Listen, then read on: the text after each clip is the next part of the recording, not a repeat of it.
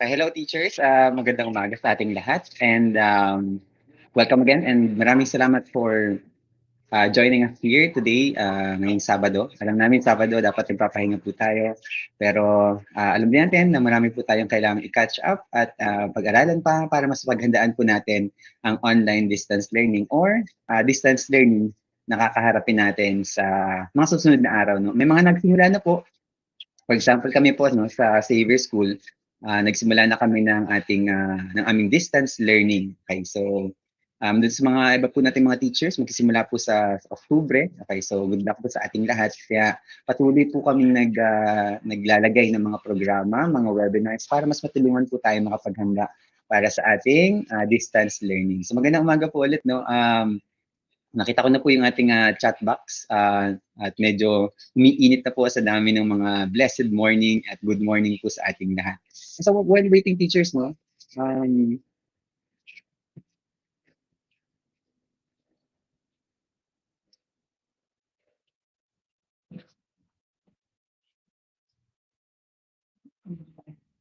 so teachers, sometimes magkakaroon po tayo ng konting ingay.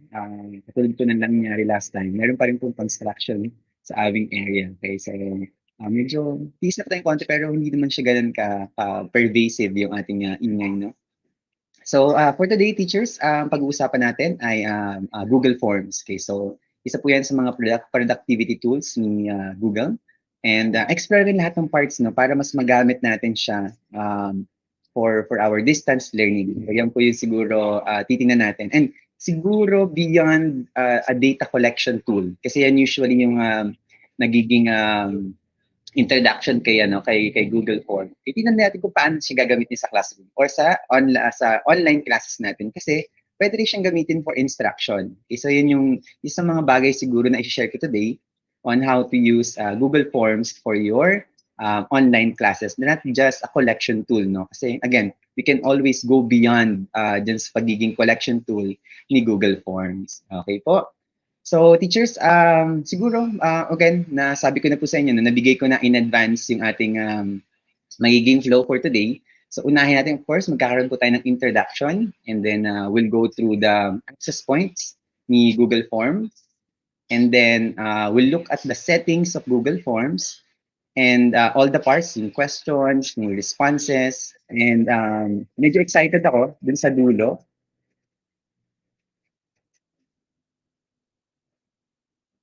Yan. Yan. So medyo may ingay tayo sa background. No? So yung sa dulo, tignan natin yung mga add-ons kasi medyo na ako excited na kasi si add-ons really enhances yung functionality ni Google Forms. So Google Forms is already a powerful tool pero dahil dun sa mga add-ons na pwede natin ilagay sa Google Forms ay mas ma-enhance pa niya yung gamit natin tsaka functionality ni Google Forms. Okay. So siguro simulan natin po with a short introduction, teachers. Okay. So again, teachers, sa katulad ng dati, no, may mga reminders muna tayo bago tayo magsimula, no, para hindi rin tayo maligaw, okay, or alam natin kung paano or ano yung gagawin natin for today. Okay. Okay. So teachers, again, welcome to our comprehensive Google Forms walkthrough.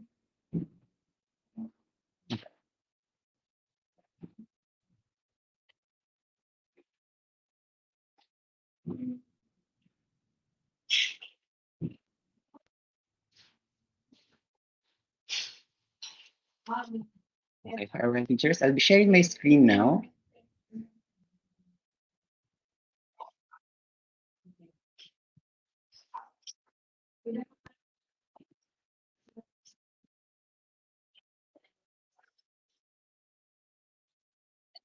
Okay, so teachers, again, welcome to Comprehensive Google Forms Walkthrough. So this is Franco Nicolo P. Adun, so one of your KTS administrators. Okay, I'm also a Google Certified Educator.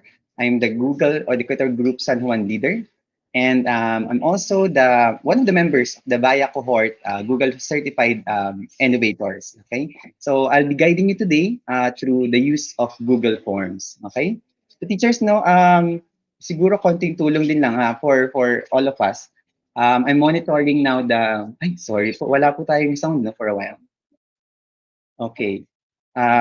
So yung teachers, no, hingi ako ng tulong kasi if nawawalan po ako ng sound or anything or nagkakaroon problema sa presentation, please do let me know in our chat box or live chat. So I'll be able to adjust. Okay, I'm monitoring the chat box as we go on. Okay, so thank you. And again, good morning to everyone. Okay, yan. Hintayin na. Yun, okay na po. Yan. Thank you. Thank you, Miss Elena Noriega, for yun. Thank you, teachers, for doing that. Again, teachers, no, apologies, no, medyo may konti tayong ambient noise from the background. Okay, thank you, Sir Nino, for that comment. Okay, so teachers, simulan na natin ano, with our introduction to Google Forms. Okay, so webinar reminders muna tayo, teachers.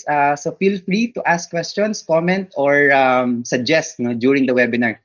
Questions, teachers, no, I'm already monitoring our chat box. So pag meron po tayong mga tanong and questions that we have already, please do ask them right away so we could address it immediately. No?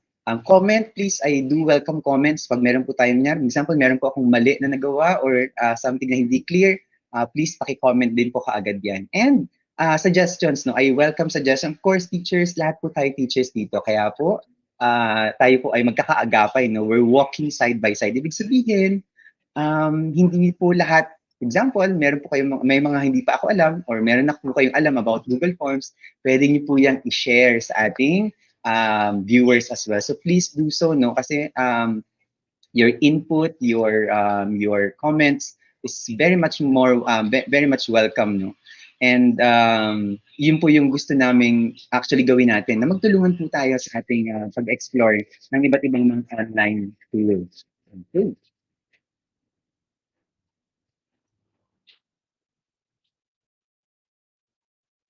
Okay, and of course, teachers, just like always, meron po tayong evaluation links will be given exclusively sa lahat po ng nandito ngayon. Exclusive niyo po makikita for the first time or for the first 2 hours ang ating evaluation form. Ibig sabihin, kayo po ang mapaprioritize namin sa aming e-certificates. Yes po, may e-certificate po ang ating session for today. Okay, so abangan po natin yan. Mamaya bibigay po namin ang inyong evaluation link. Okay. And of course, certificates are based on the evaluation. And teachers, meron po tayong konting pa-quiz, no? Since lalo na Google Forms yung pinag-uusapan natin ngayon, yan pong gagamit natin for the evaluation and ating assessment. Okay, so 5 questions lang naman po ang ating question. And makikita niyo po agad ang scores nyo right away later sa ating assessment and evaluation. Okay.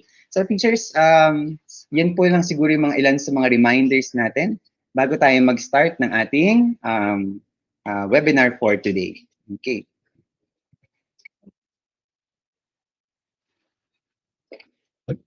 And good morning po sa ating lahat. Maraming salamat po, teachers.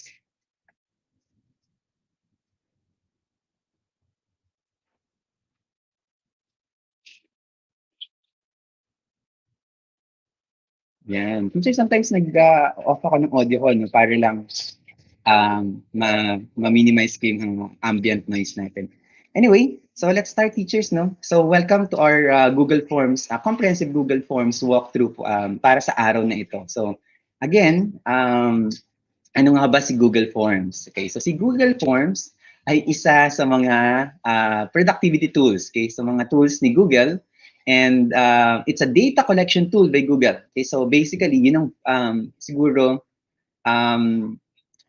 first function talaga ni Google Form. It was created to actually collect data. So yung functionality niya, yung mga features niya are meant to collect data from different people, no? So that's why kapag mga surveys, ito talaga yung madalas ginagamit para mas madaling gamitin.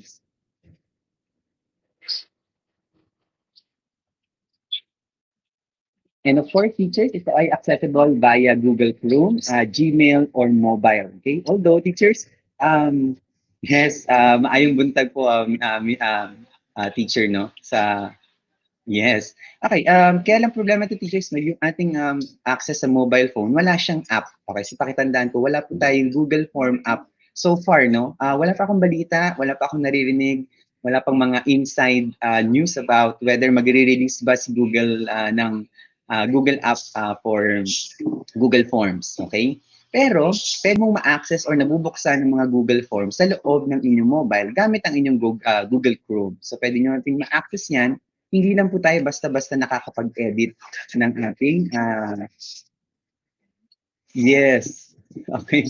Um, 'Yun. So, puwede po nating ma-edit 'yan sa loob ng Google Chrome natin sa ating mobile, phones. Okay, so, an instruction and assessment tool as well. So, hindi lang po siya, collection tool, or data collection tool, isa rin po itong instructional tool. So, mamaya po pag-uusapan natin paano ba natin gagamitin or puwede nating ma-maximize si Google Forms sa loob ng distance learning modality na um, na gagamitan natin this year, no? So yan po siguro yung pinaka-importanteng malaman natin para sa araw na ito.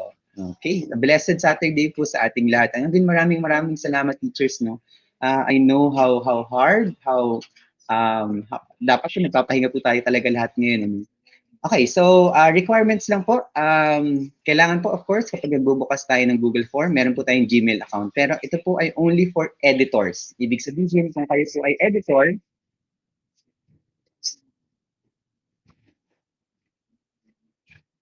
okay, yung sabihin po teachers na kung kayo ang editor, kailangan niyo po ng Gmail account para po makapagbukas kayo ng Google Form. Pero, yung po mga recipients ng Google Forms, kapag sinet niyo po na hindi nila kailangan ng Gmail account or ng email account to verify their account, their access to your Google Forms, pwede po tayo magbukas ng Google Forms kahit wala tayong Gmail account. Pero, yun po ay for the recipients. Okay? Pero kung kayo po ay editors, kayo po yung gumagawa ng Google Forms, kailangan niyo po ng Gmail account for that. Okay? And of course, internet, online-based Google Forms. Okay? Unlike Google Docs, Google Slides, and Google Sheets, wala pang offline na mode si Google Forms. So kailangan po naka-online tayo. Pero anyway naman teachers, no, si Google Forms so does not use much um, kasi si Google Phone po does not use much bandwidth. No? Hindi rin siya mataas gumamit ng internet. So kahit po naka-mobile data tayo or prepaid data tayo or medyo mahina yung signal natin, hindi po dapat bumibitaw basta-basta si Google Form. So wag po natin masyadong alalahanin yung connectivity or internet requirements ni Google Form. Okay po.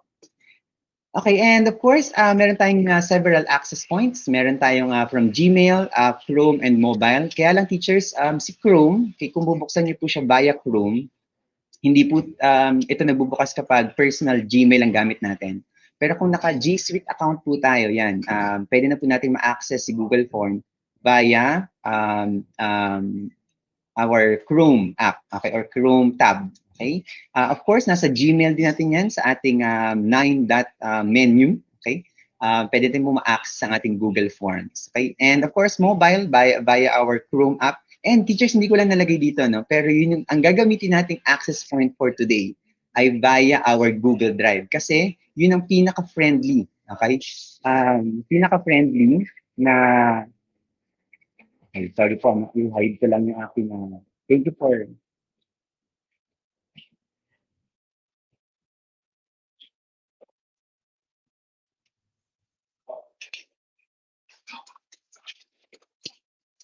ayan. Thank you for that comment, no. Nakatakip po pala yung aking um, sharing settings or sharing button sa baba. Maraming salamat for that, teacher. Okay, so teachers, okay, ang gagamitin nating access point for today ay Google Drive. Okay, kasi siya yung pinaka-friendly, no? So regardless kung anong gamit mong personal, kung ang gamit mong account ay G Suite or personal account, laging accessible si Google Forms sa lahat ng platform na yon via your Google Drive. Kasi yun po yung gagamitin natin access form para sa araw na ito. Okay? Okay. So yan, teachers, siguro magsimula na tayo, no?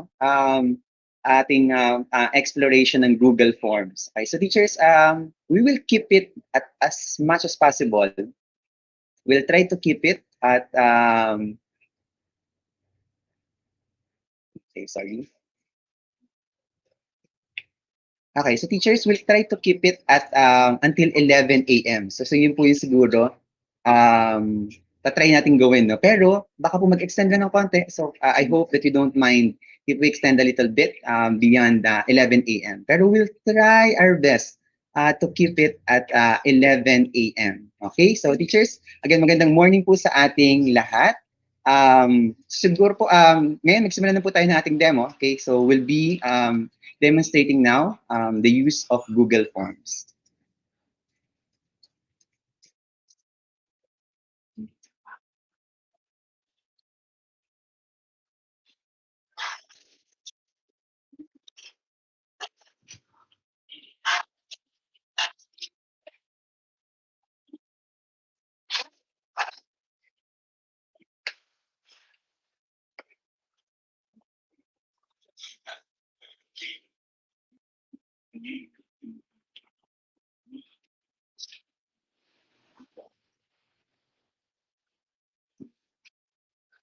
Okay. Okay, so teachers, okay. Okay, I'll be sharing my window now. Okay. So I'm here now at my window. So dito po tayo magsimula, teachers, no? So una, tingnan mo natin yung mga different access points natin. Okay, so kung gumagamit po tayo ng G Suite account, okay? So dito pa lang sa ating, hide po ulit natin yung thank you. Okay, so pag gumagamit po tayo ng G Suite account, teachers, na sa upper left corner natin, okay, so dito po sa side na to, makikita na po kagad natin ang ating dito po sa mga tools natin, no? Nandiyan na po dapat ang ating Google Forms. Kaya lang, teachers, no, si Google, meron siyang tinatawag na frequently used apps. Okay, so dapat po, pag po ginagamit natin usually yung app na yun, lumalabas po siya dun sa ating 9 menu. Okay, pero dahil hindi ko po siya dun ginagamit dito sa account ko na to, hindi pa po siya nakalagay doon. So, ang gagawin po natin, teachers, i-access po natin si Google Forms sa loob ng ating Google Drive. Okay, so, punta po tayo ng Google Drive natin.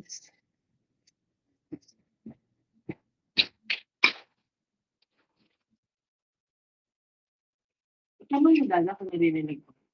Narinig ko. Okay, so teachers, pag nandito tayo sa ating Google Drive, kasi ito yung ating gagamiting access point. So again, teachers, no, either from Gmail, from your Chrome, or from your Google Drive ang ating access point. Okay, so pagdating po natin ng access point natin, teachers, ay ng Google Drive natin, dito po sa upper left corner, yan. So meron po tayong new, okay? I-click lang po natin yan. Yan. So teachers dito, okay. Scroll down lang po natin and meron po tayong makikita dito na more. Okay, so click po natin yan.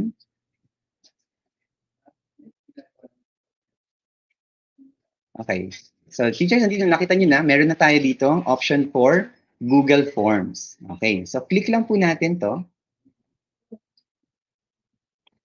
Okay. Okay, so teachers, when we click that, okay, so balik lang tayo, teachers. Mapabilis tayo ng concept. Okay, so balikan po natin yung teachers. Okay, so teachers again, access point natin from Google Drive, click new. Okay, and then more. Okay, dito teachers, wag muna tayong mag-click ng blank form. Okay, punta po tayo ng templates natin kasi marami rin po tayong pwedeng explore sa mga templates ni Google Forms. So, ibig sabihin, teachers, meron ng mga pre-made at pre-loaded templates si Google Form na pwede natin gamitin na sobrang helpful po, lalo na kung nagmamadali tayo or marami tayong kailangan gawin. So, i-click po natin yung, instead of blank form, kasi mamaya pupunta rin po tayo sa blank form na. Pero tingnan muna po natin yung templates ni Google Form.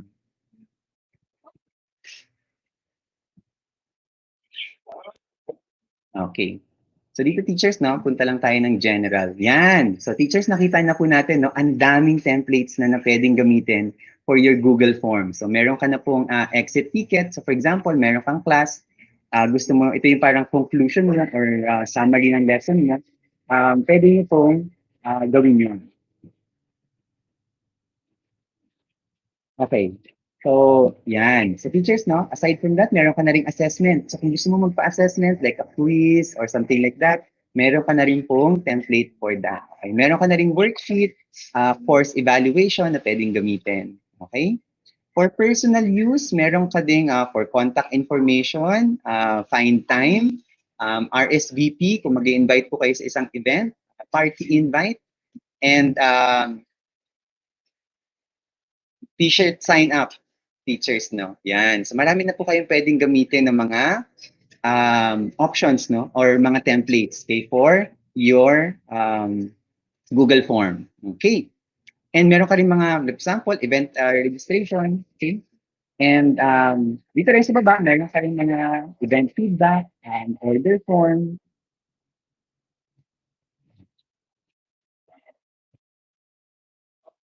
Okay. And meron ka rin, of course, mga job application form, time request, work request, customer feedback. So teachers, dito pa lang, sa template pa lang, no, marami ka nang pwedeng pagpilian at gamitin para sa inyong mga Google Forms. Okay, so pwede na po tayong, for example, pumili, no? Pag example, pag clinic po natin itong exit ticket. Okay, so you'll just explore one of the templates.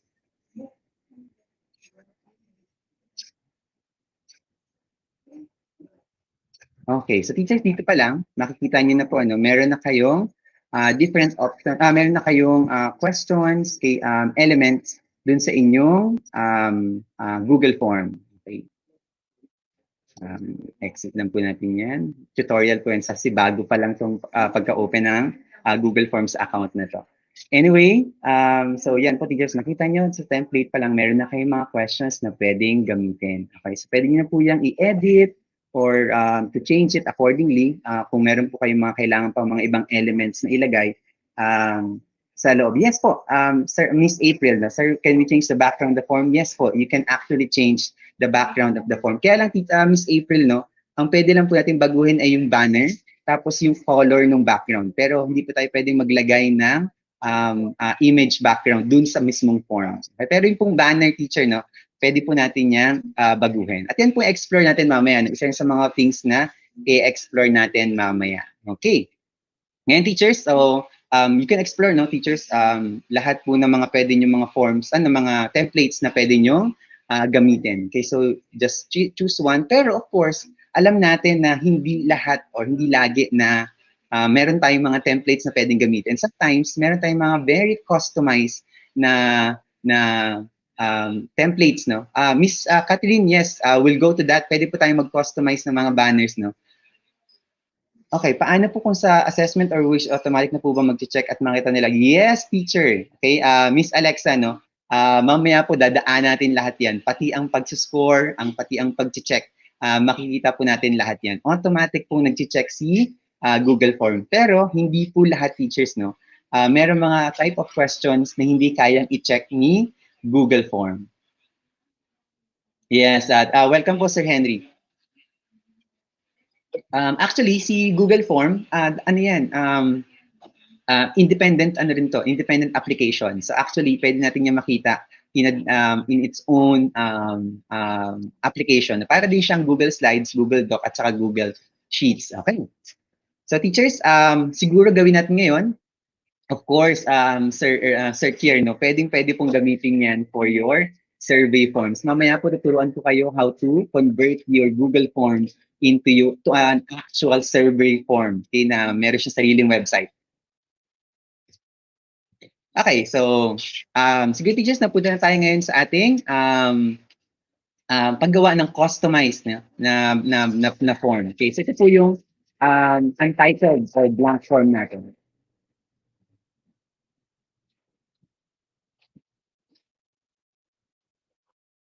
Yes, Sir Edwin, no? Thank you so much for that. Yes po, dapat po naglalagay tayo muna ng yes question muna po at answer sa mga forms natin para po ma-check ito ni Google Form. Mamaya po puntahan natin teachers yan, no? Kung paano maglagay ng scores, mag-automatic checking si Google Form. Yes po, pwede rin po yan. Automatic yan, Miss Rodessa, no? Mati-check din po ni Google kasi assessment, ano na yan, assessment type. So mamaya po, tingnan natin teachers, no? Yes, opo, Miss Christina, gagawa po tayo ng sample test mamaya, lahat ng questions natin. Yes. And paano i-import, i-export ang Google Forms sa iba't ibang platform. Okay, so teachers, simulan natin muna ang paggawa ng ating Google Form and while exploring all the details and all the parts, okay, of Google Form, no? Functionalities, then features, etc. Okay.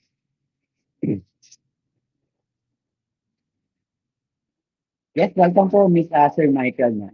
Okay. Yes, welcome, Miss Christina. So teachers, unahin muna natin kapag po gumagawa tayo ng form natin, of course, meron tayong title. Okay, so dito po natin yan ilalagay. Okay. So for example, this will be Kaagapay, okay, sample form. Okay. So teachers, yan. So pwede na po natin yan. So magnaran niyo teachers, no? Pag nalagyan niyo na siya ng title at saka pangalan, official na nailalagay ito. Or actually naman, automatic namang nilalagay ito ni Google sa loob ng inyong Google Drive. So yun din po isa sa mga features, again, ni Google Drive, ni Google, at ni Google Form, okay? Kapag create niyo yung document, automatically, the moment you create it, okay, automatic po nasisave na yan kagad sa ating Google Form. So dito teachers, makikita nyo na na-save na siya sa aking Google Drive.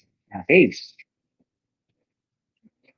So kung kailangan po natin siyang balikan teachers, no, yung Google Drive na, Google Form na to, for example, nawalan po kayo ng connection, na-disconnect kayo, pwede niyo po agad balikan yan sa inyong Google Drive at automatic po nandun po siya nakasave sa inyong Google Drive. Ito teacher, yung star option na to, kapag clinic niyo po yan, okay, for example like that, okay, ibig sabihin naka-star po yung document na yan. So madali po siyang mahanap, pwede niyo siyang makita kagad sa inyong Google Drive. Okay, so meron kayo itong folder sa Google Drive, automatic po na ginawa ni Google Drive yon na starred options. Okay, so ibig sabihin, kapag clinic niyo po yung star folder na yun, lahat ng naka-star na documents niyo ay nandun po sa folder na yun. So madali po siyang makita. So pag ang document teachers, importante, mahalaga sa inyo, or gusto niyo laging nakita, i-click niyo lang po yung star na to para mas madali niyo silang malocate sa inyong Google Drive. Alam po natin um, how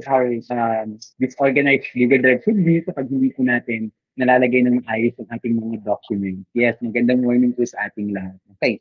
And now, teachers, since naglagay na tayo ng, ng ating title for the form, automatic din po na kinakopy yan ni Google Form sa inyong title, no? So, nagiging title din po yan ng inyong form. Pwede nyo pa rin po yung baguhin. For example, dahil kayo po ay cohort number 2 namin sa ating webinar series, so lagyan ko lang po ng cohort, Kaagapay Sample Forms, cohort 2. Okay. So yan po yung title ng form, pero ang title po ng document ay Kaagapay Sample Form. So pwede niyo po silang pag-ibahin or i-differentiate, no? Kung iba po yung title at saka yung inyong document title. Okay. Now teachers, so next natin teachers dito. So ito pong unang section nyo, ito pong nasa taas, okay? Yan po ang inyong title page. Okay? Yon. Intayin lang po, Miss Annabelle, don't worry. Makakahabol din po kayo. Okay. So teachers, dito sa ating Kaagapay sample form natin. Okay, so yun yung pong title natin. Ano? Sa baba po, pwede po tayo maglagay ng descriptions. For example, this is a sample form for the comprehensive, for the GSUITE webinar series part 2. Okay, teachers, dito rin sa description na pwede po kayong maglagay ng inyong mga instructions. Kung meron po kayo instructions, for example, para sa form na ito, pwede niyo po yan gawin dito. Okay. So, yan po teachers, paggawa pa lang, simula ng ating Google Form creation. Okay. Ngayon teachers, maggagawa na tayo ngayon ng mga sample questions natin. Okay. So dito po teachers, meron kayo dito sa side, mga iba't ibang options. Okay. So unang-una natin yung ating plus sign. Okay. So yan po ang ating add a question option. Okay. Or feature. So every time po kailangan natin gumawa ng question, yan po ang ating i-click. So for example, teachers, gawa po tayo ng isang sample question. Okay. Okay.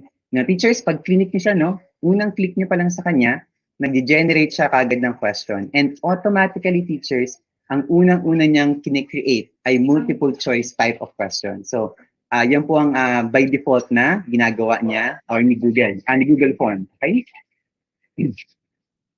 Okay, so ang una natin, teacher, gawa tayo ng multiple choice question muna. Gawa muna po tayo ng short response question. Okay. So teachers, ang short response question, okay, ito po ay isang type of question na ginagamit kung ang gusto niyo po sagot ng mga students ay mga sentence or phrases medyo mahaba. Okay, so ang gagawin po ni Google Form dito, magbibigay po siya ng medyo maikli na line for the respondents okay, to answer. So yan po yung short response. Usually ginagamit ko ang short response kapag may ganun ako, for example, tanong na phrase ang sagot or word ang sagot or mga sentences ang sagot. So usually po yan yung aking ginagamit na question type. No? So short response, okay, for example, pwede po natin ilagay is name. Okay. So for example, yan po yung unang question natin. No? So anong pangalan or pwede po in question form, what is your name? Okay. So teachers, pag ano po natin yung question na yan, so a short response po ang magiging option dyan. So the students or the respondents will have to type in their names in this section. Okay, so yan po yung unang question natin, short response. And then teachers, kapag gumawa po tayo ng question, okay, para din po hindi tayo nahihirapan, meron na rin po tayong iba't ibang option. Meron po tayong option to copy that question to the next duplication question natin. So, sa baba po teacher, no, meron po tayong duplicate button dito. Yan. So, ibig sabihin teachers, kapag clinic po natin yan, magdo-duplicate si question. So, for example, no, meron po kayong same type of question na gusto nyo lang paulit-ulitin or baguhin lang natin yung stem ng question, pwede po natin yang baguhin. For example, dito naman, ito na natin ang kanyang age. Okay. Okay. So, teachers, sa short response question, okay, teacher, ano lang yan? Miss Melanie, paano po paglagay ng pangalan para maisulat? Ito-type po nila yan.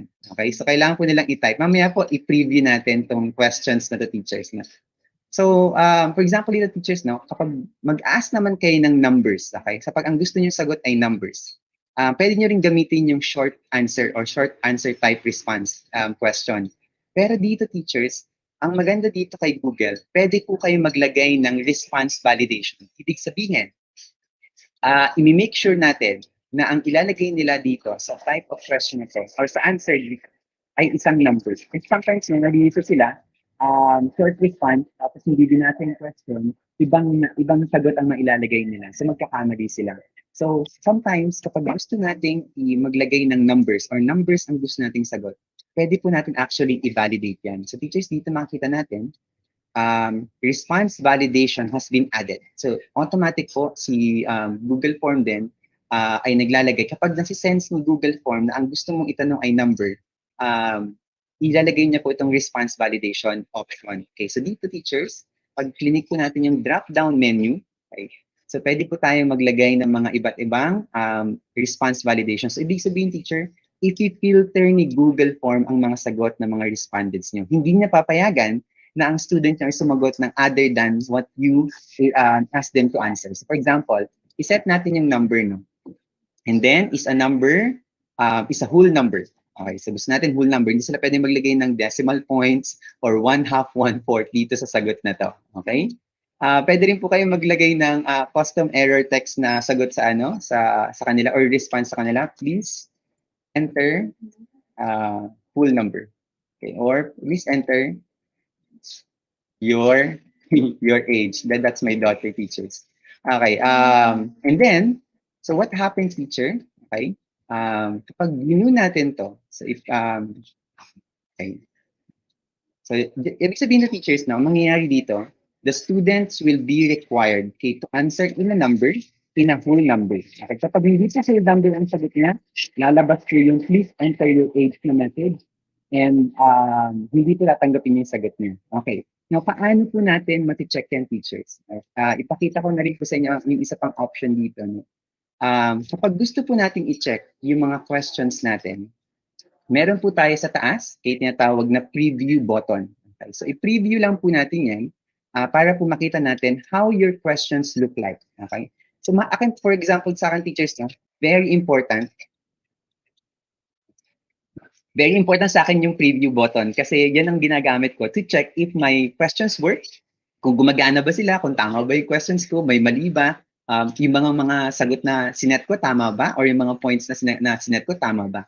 So usually yan ang ginagamit ko to validate my questions. Okay. So, pwede pa natin i-click yun, no, yung preview button. Since may nagtanong po kanina, paano po isasagutan to ng mga students natin? So, for example, teachers, kung ito yung first set of questions natin, at click natin yung preview button. Okay. So, mag-generate po si Google ng sample form. Okay. So, ibig sabihin, teachers, ipapakita niya sa'yo how your form looks like so far. Okay. So far, ito po ang ating form. Okay. Ito na po ang view ng mga respondents natin. So for example, type tayo ng Franco, dun.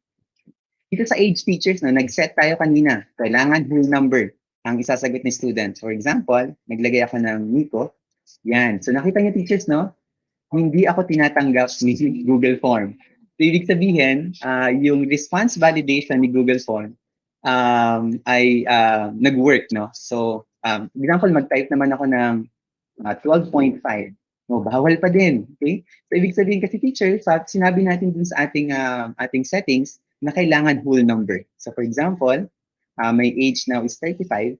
So, I'm 35 teachers if you would like to ask. So, and then, pwede na po isubmit ni student yan. Okay, so, hindi, tatanggapin na po ni Google Form yung kanyang sagot. Okay, so, yan na teachers, no? So, nakita natin kung how it looks like. Okay. Yes, good morning po sa ating lahat. Leave lang po natin teacher itong sample form natin. Okay, yung preview of button natin. So teachers, ito yung first question pa lang natin, no? Short response question. Okay, so short answer question. So again, teachers, gamitin po natin si short answer. Kung meron po tayong mga specific or mga short words, mga phrases na hihingin sa ating mga students. So usually sa mga names, age, ano pa ba, address sometimes, yan din mga ginagamit na type of question para sa Google Forms. Okay. Okay, and teachers dito, sa baba din.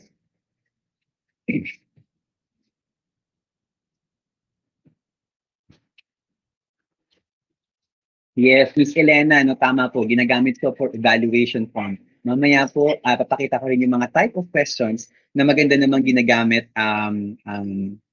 for your questions. Miss Rachel, dapat po automatic yan. Pero usually lumalabas po yan kapag number ang hindi natin na response. Okay, so automatic po lumalabas yan for validation. Okay? Okay, so teachers, sa baba din, isa pa natin kailangan malaman. So aside from the duplicate button, of course, meron din tayong delete buttons. Kung gusto, ayaw natin na yung question natin, pwede po natin siyang i-delete immediately. And meron din po tayong option to require a student or the respondent to answer a particular question. Ibig sabihin, hindi siya pwedeng mag-submit ng form unless yung submit niya pang session. Okay, so for example, teachers, meron tayong mga quizzes or assessments or surveys na gusto natin lahat ng questions sagutan nila. Kailangan po nating itaggle ang button na to. Okay, so pag tinaggle po natin itong button na to, teachers, okay, ibig sabihin, required po yan. Okay? So balikan natin, teachers, na what if, tingnan natin kung anong mangyayari kapag i-preview natin yan.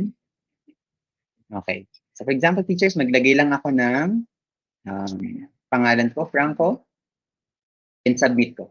Okay, so nakita niyo teachers, no? Hindi ako pinapayagan ni Google Form mag-submit unless i-complete ko yung form kasi required yung mga questions. May mga required questions. Okay, leave lang po ulit natin yan, no? Okay, so that's teachers for your first set of questions. Okay. Okay, bago po tayo siguro mag-explore ng okay, explore na po natin pala, sorry. Explore na natin lahat ng type of questions natin. Okay, so ibig sabihin, ano yung mga type of questions pa na pwede natin gamitin sa loob ng Google Form? Okay. Yes, okay. So we need to click required para hindi po skip na. Yes, Sir Dewey. Kung gusto po natin na ang questions natin hindi pwedeng skip ni learner or ni student, i-click po natin or itaggle po natin yung button na required para po hindi pwedeng tumakas si student. Hindi niya pwedeng skip yung item na yun. Yes. Okay, so teachers, explore natin ngayon lahat ng type of questions natin. Okay, before tayo pumunta dun sa mga iba't ibang settings natin. Okay. Okay, so teachers, kung tapos na tayo, for example, mag-edit, no?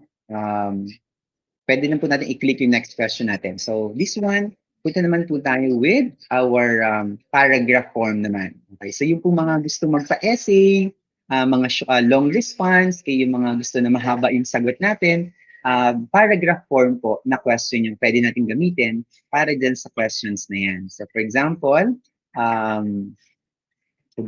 how do you, what are your experiences in the pandemic so far? Okay. Okay, so teacher, for example, gusto natin essay. Sir, sir ninyo, pwede po. Okay, pero depende po yan mamaya. No? We have a setting for that later on na pwede nyo i-set kung how many times pwedeng mag-take yung student or yung respondent ng inyong test. Okay, so pwede po natin i-set yan mamaya. Okay, after po ng exploration natin, no, sir ninyo ng ating mga questions, pupuntahan po natin yung mga settings na yan. Okay, so teachers, for example, ang tanong mo ay, what are your experiences? What are your experiences in the pandemic so far? Okay. So teachers, pag ganyan, kung makita nyo, magpo-provide ngayon si Google Form ng longer line, okay, at more option or more space for the student or the respondent na sumagot ng inyong question pag paragraph form ang inyong katanungan. No? So, like for example, teachers, pwede rin natin yan i-duplicate. Pwede rin natin siyang i-required. Okay, so for example, para hindi yan masaskip ni student. Okay, so yan po ang ating next question type. Okay, so again, teachers, pang-essay form po ito, pang mahaba ang sagot. Pag pumaikli yung sagot lang na gusto natin or alam natin maikli lang sagot ng mga students natin, mag-short response na po tayo. Pero pag alam po natin or we're requesting na mahaba ang sagot, pwede po natin silang gamitan ng paragraph form. Now, teachers, paano kung gusto kong maglagay ng additional instruction para sa tanong nito? Pwede rin po yan, teachers. Dito po sa baba, meron po tayong tinatawag na 3-dot menu. Okay? Pwede po tayo maglagay ng description. Okay? So, dito, teachers, no? Yan. Okay. So, pwede po tayo maglagay ng description. For example, answer in 2 to 3 sentences. Okay. So, ibig sabihin, magkakaroon po ng required sa student na sumagot in 2 to 3 sentences. Kung gusto niyo lang po na may additional instruction kayo para sa question na yon. Okay. So, alam na ni student na hindi siya pwedeng sumagot in just one word or phrase lang. Okay. And kanina meron po nagtanong no, na paano po kung gusto kong kasi automatic po kasi dapat ang response validation. Paano po kung gusto ko na ang response validation ay ipapasok ko po siya dun sa question na yun na hindi lumalabas dito, teachers. No? Makita niyo po ulit dito sa 3-dot menu natin. Meron tayong yon, response validation. So, pwede niyo pong automatically ilagay or i-click yun dito. Yes. Pwede ba, sir, check back? Dito yun. Yes, so po. Miss Josephine, mamaya po, isa po yan sa mga kind or types of question na explore natin. So, pwede rin natin, again, manually ilagay ang response validation. So, i-click po natin, teachers, no? Ayan. So, meron na rin po tayong manual validation. So, dito po, for example, pwede tayong maglagay ng length. Dito, maximum character count. Maglagay po tayo ng maximum character count. For example, the character count would be around 300 character counts. Okay? Yun. So, ibig sabihin po, teachers, nito, no? Yung sagot ni student should not go beyond 300 counts. So, pwede nyo rin pong iset kung gaano kahaba or gaano kaikli. For example, lagay naman natin dito minimum. So, minimum dapat. So, hindi dapat bababa ng 300 characters yung sagot ni student. Okay? So, pwede rin nyo rin pong customize or iset yung mga limit na yan. Okay? For your essay form. Can we use it for mathematics problems? Yes po. Okay, yan tingnan natin yan, Sir Pierre, later on, no, yung how to use it naman sa mathematics problem. Medyo may ano lang ako, siyempre hindi ko siya ginagamit um, for mathematics. So yung mga formula siguro yung magiging problem natin, Sir Pierre. Okay, first ipaliwanag po ang gamit ng mga kahanay ng mga plus sign. Yes po, Miss Christina, dadaanan po natin silang lahat mamaya. Lahat po yan. Ito po, yes, dadaanan po natin yan mamaya. Pagkatapos po natin i-explore lahat ng ating question types. How can we separate the page from the quiz proper in the same form? Yes po sir, meron po tayong ganyan. Mamaya din po explore natin. Nandun po yan sa kahanay ng add a question. Okay?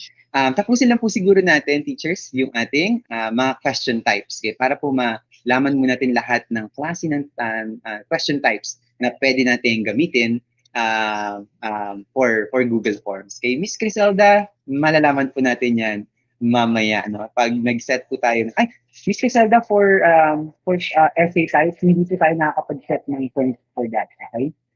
Pwede po tayong mag-allot ng feedback, kaya lang mahirap mag-set ng points kasi dahil medyo varied yung expected answers. Okay? So si Google Forms, ang kayahan lang niya ay mag-set ng answers para dun sa mga definite yung sagot. Okay? Na-try ko na yan before, Miss Criselda, medyo nagkaroon ng problema on checking kasi kahit yung mga wrong spelling, pag nag-wrong spelling siya, nag-capital letters yung sagot niya, hindi na siya kine-check or kina-correct ni Google Forms. So medyo problematic kapag long response ang ating type of questions. Okay. Now, teachers, so next natin teachers, gawa naman tayo ng, so add ulit tayo ng question. Okay. So meron na tayong short response, paragraph form, explore naman natin yung multiple choice. Multiple choice research, usually commonly used naman to, no? Ginagamit naman talaga natin to sa classes natin. So, basically, if you have multiple choices na gusto mong pagpilian, pwede mo pong gamitin yung multiple choice. So for example, please identify your designation. Okay, so you are, for example, if you are a teacher, so maglalagay lang po tayo ng options na teacher, student, or are you an administrator? Okay, so teachers, and you can go on, no? Kung gaano kadami options mo. So, kung ano ba yan, 5 options, 6 options. And pero usually naman sa mga quizzes natin, meron lang po tayong, thank you Sir Norman, no? For clarifying that. Yes po, tama po Sir Norman. You can add sections para po ma-divide natin ang ating terms into different area. Okay. So, and teachers, for example, meron kang option na other. Okay? So, pwede nyo rin po i-click yung option na other. So, ibig sabihin po yung features, wala dun sa pinagpipilian yung sagot niya. Okay? So, pwede nyo rin po yung gawin. Okay? And dito, teachers, pwede kayong mag-add sa multiple choice, no? Pwede kayong mag-add na magtanggal, okay? And pwede rin kayong mag-add ng image. Okay? So, ibig sabihin, for example, ang inyong options ay image. Okay, so pwede pong image yung ilagay yung options para sa mga students. So for example, lalo na yung mga science teachers natin, no? Kasi usually, ang mga questions sa science, ano yan, mayroong mga diagrams or images na kailangan pong pilian. So pwede nyo pong i-save yun as images at i-attach nyo po yun as an option to your questions kung gagawa po kayo ng quiz sa loob ng Google Forms ninyo. Okay. Yes, Miss Rosemary, hindi po natin kailangan yan kasi mamaya meron na po tayong, hindi lang po tayo nakakapag, pwede po tayong mag-duplicate ng, yes, mga questions po. Yes po, tama po, pwede po yan mamaya. Mamaya pakita po natin ni Miss Rosemary na kung paano po tayo mag-duplicate ng mga sections, ng mga questions at parts ng ating Google Form para hindi po tayo paulit-ulit. Okay. So, teachers, yun ang multiple choice question nyo. Again, pwede nyo po yung i-duplicate sa baba ulit. Pwede nyo pong i-require. Okay? And, teachers, dito sa multiple choice question, kapag multiple choice questions kayo, meron kayong additional option naman dito sa ating 3-dot menu. Kanina nakalagay dito, description lang, no? Description, response validation. So wala pong response validation si multiple choice questions. No? So meron kang go to section based on answer. We will explore that later on. And meron ka dito shuffle order option. So ibig sabihin, kapag gusto niyo po na hindi pare-pareho ang makikita ng mga students niyo na set nor order of the options, pwede niyo pong i-click yung shuffle order option. Ibig sabihin, si student A will not see the same student B sees dun sa kanyang option. So kung gusto niyo po yung mga hindi magkopyahan, iwasan ng cheating, or iwasan ang pagkakapare-pareho ng mga nakikita nilang options, pwede niyo pong i-shuffle ang inyong order ng options. And actually, teachers, na mamaya papakita ko rin, pati yung questions nyo, pwede nyo rin pong i-shuffle yun. Okay? Ibig sabihin, hindi rin makikita ni students yung questions in different order. Okay? Para din again, maiwasan natin ang pagkokopyahan or cheating, okay, or ma-maintain natin yung integrity ng ating mga assessment. Okay? Miss Ophelia, paano ang sagot sa multiple choice? Yes po, ipapakita po natin yan mamaya po, no, pag na-explore na po natin to. Okay. Now, teachers, bago tayo magpatuloy sa ating types of questions, okay? Gawin natin muna. Sir, yung section pwede bang i-shuffle? Thank you. Yung sections po, dapat hindi po. Kasi sunod-sunod po yan, depende na sa order ng sections nyo.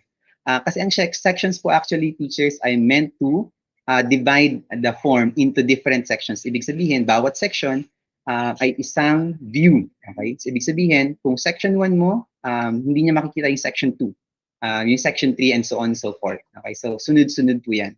Mamaya, teachers, no, titingnan natin. Okay, so teachers, bago po tayo magpatuloy siguro, i-explore na muna po natin. No? So babalikan po natin yung type of questions natin. Explore na muna po natin ulit yung ating mga other buttons dito sa side natin. Okay. Kasi marami na pong tanong, no? Marami ng tanong dito sa side na to. Kung ano po ba itong mga buttons na to. Okay, so teachers, bago po tayo magpatuloy sa ating mga type of questions natin, punta natin ngayon itong mga buttons sa side natin. So ito yung ating panel buttons sa ating right side. Okay. Paano po yung answer kapag shuffle mo ang options? Don't worry, Ms. Rodessa, pareho lang po yan. Kahit po i-shuffle nyo ang sagot ninyo, ang inyong options, hindi po magbabago ang inyong sagot. Okay? Sineset po natin yan. Okay. Okay, teachers, tumulang natin.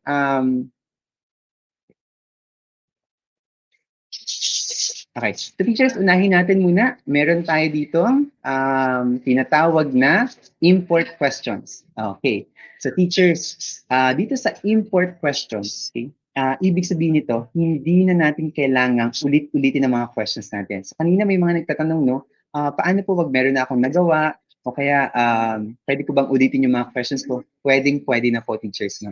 Ibig sabihin ng import questions, bubuksan niya yung lahat ng Google Forms na nagawa nyo na at pwede nyo itong i-import sa inyong form. Okay? Teachers, dito sa account ko na to, wala pa tayo, no? Wala pa akong new form dito. So, gagawin natin, labas lang ako for a while. Sir Henry, kaya po hindi advisable lagyan ng letter ang mga choice. Yes po, automatic po kasi yan mamaya. Okay, so mamaya po pakita ko sa inyo, teachers na. Okay, so bubukas lang ako, teachers, ng isang Google form from my account, okay? Para po mas makita natin.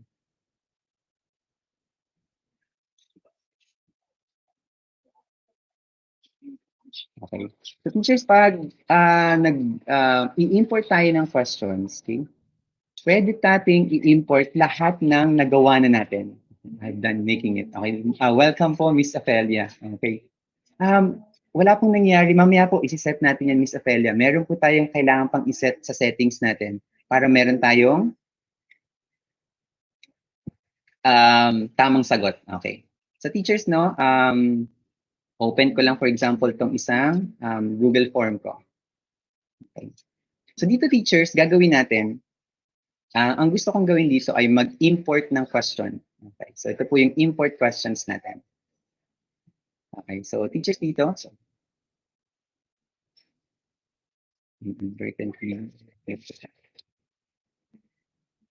Okay, hintayin natin teachers na, sorry. Naglalag lang ng konti ang ating computer. Okay, so balik lang po tayo dun sa aking form. Okay. So teachers dito, what I suggest, what's good about the import question option is that what I suggest, kayo sa mga teachers po natin, no, pwede po kayong mag-collaborate. So ang gawin po natin, nagawa po tayo ng one question bank for all our questions na shared among us. Okay? At gagawin natin, pwede po natin yung pagpuna ng mga questions natin for our users. Okay. So ito po teachers, no? I-click lang po natin yung import questions. Yan. So teachers, pag clinic po natin yan, okay, lalabas na po yung options on which quiz already made, no, mga pre-existing na forms na ginawa nyo na ang gusto nyong puna ng question. So for example, gusto ko nang puna ng question to, kuha po tayo ng, for example, dito. Kuha tayo sa, camera po tayo sa ating mga evaluation things. So gawin nyo lang teacher, kung saan nyo po yung gusto nyo kunin yes, Sir Henry, sobrang helpful po niyan. Yung pooling of questions, question bank, so, sobrang liking tulong po niyan. Okay, para din po makapagtulungan yung mga same grade level teachers pang naman teachers. No? Kunyari po, lahat kayo science teachers of grade 4, so pwede po kayong magtulungan. No? Yun. So gawin po natin teachers again, kapag mag-import tayo ng questions, i-click po natin yung Google Form na pagkukuha natin ng question. I-click po natin yung select. Okay? Okay. And lalabas po yan dito teachers sa right side. So makikita niyo po dito teachers, lahat ng question mula sa Google Form na yon na pwede niyong i-lift. So for example, gusto kong kunin tong name, i-click lamang po. Okay? Have you subscribed? At yung section, pwede nyo rin pong i-copy yung buong section. Okay? And then, section assessment. Pero teachers, na nakikita nyo, pag kiniklik ko yung section, automatic lahat ng questions doon i-import na rin niya. Okay. So for example, that's going to be the ones I'm going to import. So makita nyo teachers sa baba. Import questions sa baba. Okay, so i-click nyo lang po yun. Yun. So nakita niyo teachers, lahat ng questions na clinic ko, pumasok na po. So yun yung name, have you subscribed, class, and yung mga sections, yung channels, assessments. Yun, pasensya na po, Ms. Annabel. Pero don't worry po, makakahabol po kaya tayo mamaya. So teachers, yun na, no? So pwede na po tayong mag-import ng lahat ng mga questions na nagawa na natin. Kaya nga sabi ko, napakaganda na gawin natin bago tayo gumawa ng mga test. Gawa po tayo ng question bank, okay? Okay, ay pwede po natin, yes, so pwede po natin gawin yun. Gawa po tayo ng question bank ng among teachers, tapos pagsamasamahin po natin yung mga questions natin, at pag gagawa na po tayo ng quiz, i-import na lang po natin yung mga gusto nating questions from the question bank going to your into your quizzes. So napakadali po. At of course, nandiyan na rin yung collaborative teaching natin at saka collaboration between and among teachers. Okay. Okay, next po natin na button, okay? Dito sa side, yung tinatawag na title deck, the description. Teachers, basically, yung pong nakita nyo sa taas kanina, ito po, yan po ay isang title. Ito pong Kaagapay Sample Form Core 2 ay isang title na ginawa natin. So pag gusto niyo po ulit gumawa ng isa pang title katulad niyan, i-click nyo lang po yung add title and description. So, pero usually, teachers, no, hindi ko ito ginagamit dahil usually isa lang naman yung title ng form ko. So, for example, ito po, title, Kaagapay, teacher, support. Okay, so yan po yung next na title ng aking form. So, kung gusto niyo po na may other titles kayo, okay, so for example, gusto niyo na magkaiba dun sa original title niyo po, so pwede kayong gumawa ng additional title sa baba. Pero again, teacher, hindi ko naman yung usually ginagamit kasi usually yung form ko, isa lang naman yung title. Okay. So next natin, teachers, okay, so aside from that, pwede rin po tayo maglagay ng mga image. Okay, so for example, gagawa po tayo o maglalagay po tayo ng image dun sa ating section. i-click lang po natin yung add image. Pero teachers, no, mamaya makita natin to in full. Pag dinemo ko po sa inyo yung isang instructional ano natin, makita natin yung pagsasama-sama ng mga questions na to. So teachers, pag nag-add po tayo ng image, okay, so i-click lang po natin yan. Okay. And teachers, pag nag-add tayong image, dadalhin po tayo to sa upload. So pwede po kayong mag-upload, pwede po kayong kumuha sa inyong photos, sa inyong Google Drive. Although wala pa po akong mga photos ngayon sa aking Google Drive.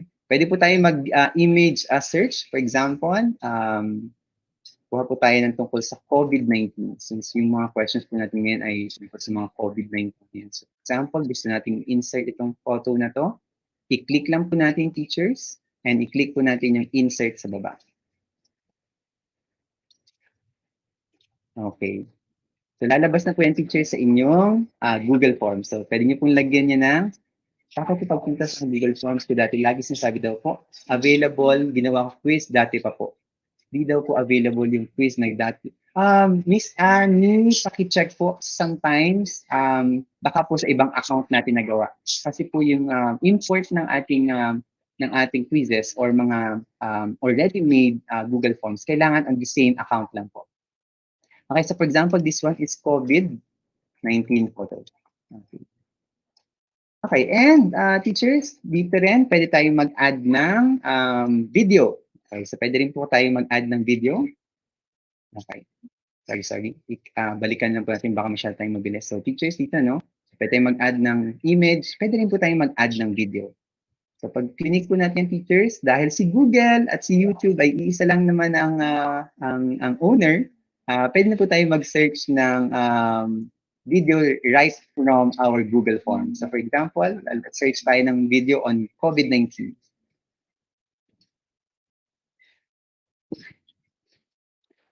Yes po, Sir Henry. Kaya lang po, pag ako naman gumagawa ng mga various types of questions, hindi po title ang ginagamit ko. Nag-add lang po ako ng sections. Kasi per section yun. So, iba't ibang klase ng questions. For example, short type answer, multiple choice. Si title, usually mas ginagamit siya kung meron po kayo mga surveys siguro at magkakaiba yung mga topics na pag-uusapan nyo dun sa form. Okay, so that's why po, hindi ko talaga rin siya ginagamit masyado yung additional title. Okay, kasi section or create a section yung ginagamit ko to separate different types of questions kung gagamit po ako ng for an assessment. Okay? Okay, so for example teachers, no, lagay natin to, insert natin tong video na to. So click lang po natin and then click select. Okay. Yan. So nakita niyo teachers, pumasok na rin po sa ating form yung video. Okay. So yan teachers ang ating mga options to insert in our form. Okay.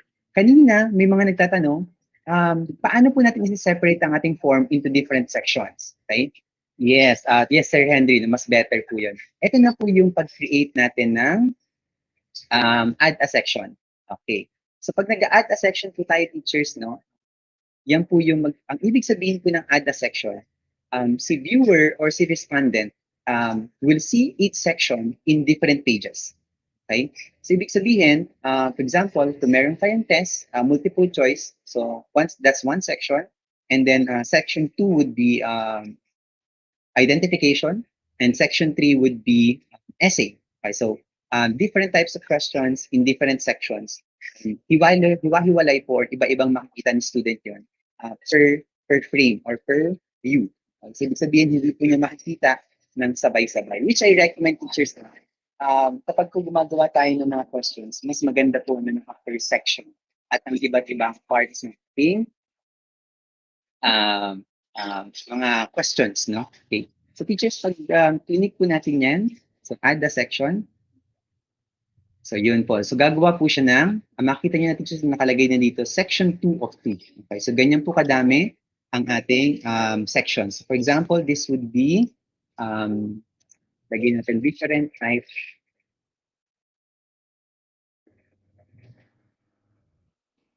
Type. Kaagapay. Part 2. Okay. Part 2. Lagay lang po natin part 2. Okay. So, ibig sabihin to teachers, no, lahat ng parts na to, itong section na to, makikita ni student in a different form or in a different view or in a different page. No? Kailangan niyang lumipat. Okay. Mamaya po ipapakita natin yan lahat later on. Okay. Now, teachers, kung nakita niyo po, no, medyo magulo. Ang gulo-gulo ng ating form, no. Pwede po nating ayusin kay ang ating forms accordingly, no. Pwede natin silang i-drag accordingly. So, for example, gawa ko ng section dito. Okay, Kaagapay.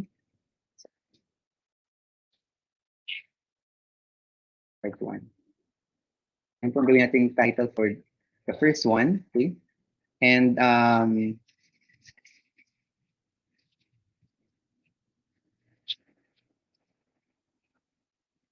okay. Teachers, ibig sabihin nito, teachers, meron ka na ngayong section 1, okay, 2, and then yung 3 natin. And kung gusto po nating i-rearrange, for example, i-rearrange natin ito, okay, so pwede po nating i-drag yung mga questions na yan accordingly. So, itapat lang po natin yung ating cursor dun sa 6 dot, okay, button dun sa taas, at pwede na po nating i-rearrange yung mga elements na yan. So, for example, ito, lagay natin sa taas. And lahat ng ating sample questions, ilalagay natin sa section 2 natin. Okay.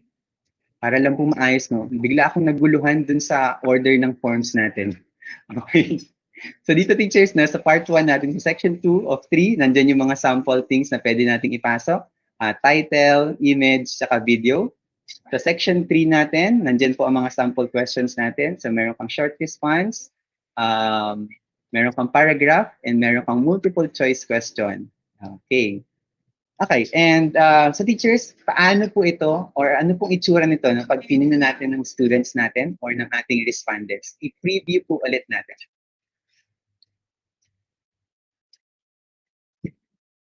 Okay, so teachers, nakita nyo, no? Dito pa lang, may next na kagad tayo. Okay? So, bawat section, isa-isang nakikita ni students. So, ito yung Kaagapay Part 1. So, hindi nakikita ni students lahat. Okay? So, kailangan niya pong mag-next dito, teachers, no? So, this is the view of your respondents or your students. So, next po ulit natin. Ito na ngayon yung part 2, kung saan nakalagay ang mga sample questions natin. Okay. So, ganyan po, teachers, ang mangyayari no, kapag gumawa po tayo ng mga sections, which is, basically, I really recommend, no, lalo na pag gumagawa tayo ng mga assessments at mga tests. Actually, merong isang teacher, no?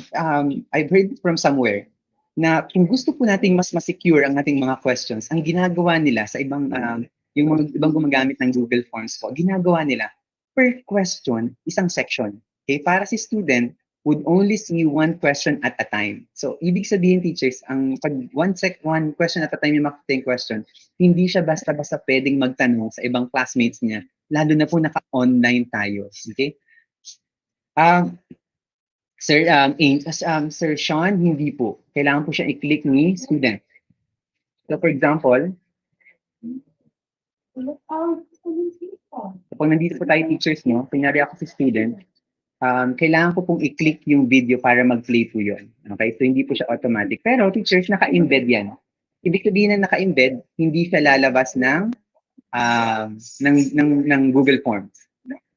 Yes, Miss Ruth, no, ang daming section. Pag ganun po, pag ganun ginawa natin. Pero, Miss Ruth, ibig sabihin lang nito, hindi makikita ni students ang questions niya all together. Ibig sabihin, hindi niya ma-advance, for example, mag-search o kaya magtanong sa mga classmates niya or parents niya kung saan man.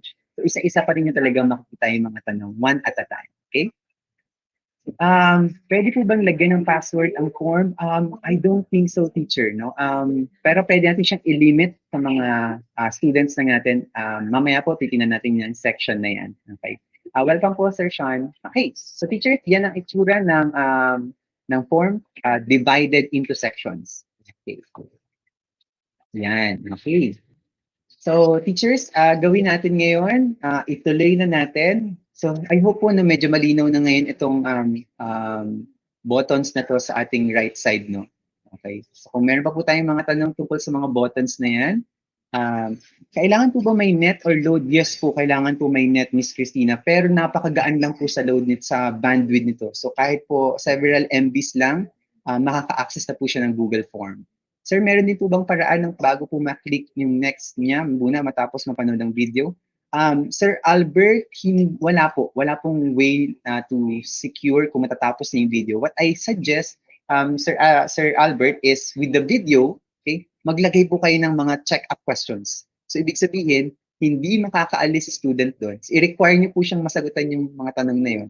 At ang gawin niyo, i-require niyo siyang isagutan yung tanong na yun na tungkol sa video. So, unless matapos niyo yung video, at malaman niya yung mga information na yun, hindi siya makakaalis doon sa section na yun. Yes. So yun po ang pwede niyong gawin doon. So, masisecure niyo rin po na hindi makakaalis si student doon sa video unless matapos niya. And teachers, no, ito rin yung sinasabi ko sa inyo na hindi lang pang data collection si Google Form. So, what you can actually do is gumawa ng Google Form with videos, images, or even text na pwedeng basahin ni student at pag-aralan ang inyong mga lessons. Imagine, for example, ito, meron akong section on COVID-19. Okay? So, pwede ko nang ituro ang COVID-19 gamit ang Google Forms. Okay po? Sir, meron kasing ibang forms na hindi talaga malakas ng internet. Meron ibang forms na hirap. Sir Albert, depende po yan sa laman. So, for example, dahil nag-embed tayo ng video dito sa Google Form na mabigat po ito. Okay? Pero kung ang Google Form niyo po ay ano lang, mga survey lang, o kaya multiple choice questions lang, dapat po hindi yan ganun kabigat. Okay? Pero dahil po so depende po yan kung anong elements, materials, ang ipinasok nyo sa Google Forms. Okay? So, it would differentiate, no? Mag-iba-iba yung data consumption. So, sa depends sa materials na ipinasok nyo sa Google Forms nyo. So, kung teachers, for example, kung mga quiz po yan, at alam po natin na mga students natin won't have enough load or data to open your Google Forms, gawin po natin, i-make sure natin na ang questions po natin are the low bandwidth questions, yung multiple choice, okay, checkbox, okay, mga checkbox, multiple choice, or multiple choice grid, things like that, or linear, pwede rin po yan. Okay. Okay, so teachers, tingnan naman natin ngayon or balikan na po natin, no? Kompletuhin na natin ang ating type of questions. Okay, so balik po tayo sa ating section 2, Kaagapay part 2, sample questions. Okay, so mag-add po ulit tayo ng questions natin. Mamaya po, Miss Annabel, pupuntahan po natin ang sharing ng Google Form.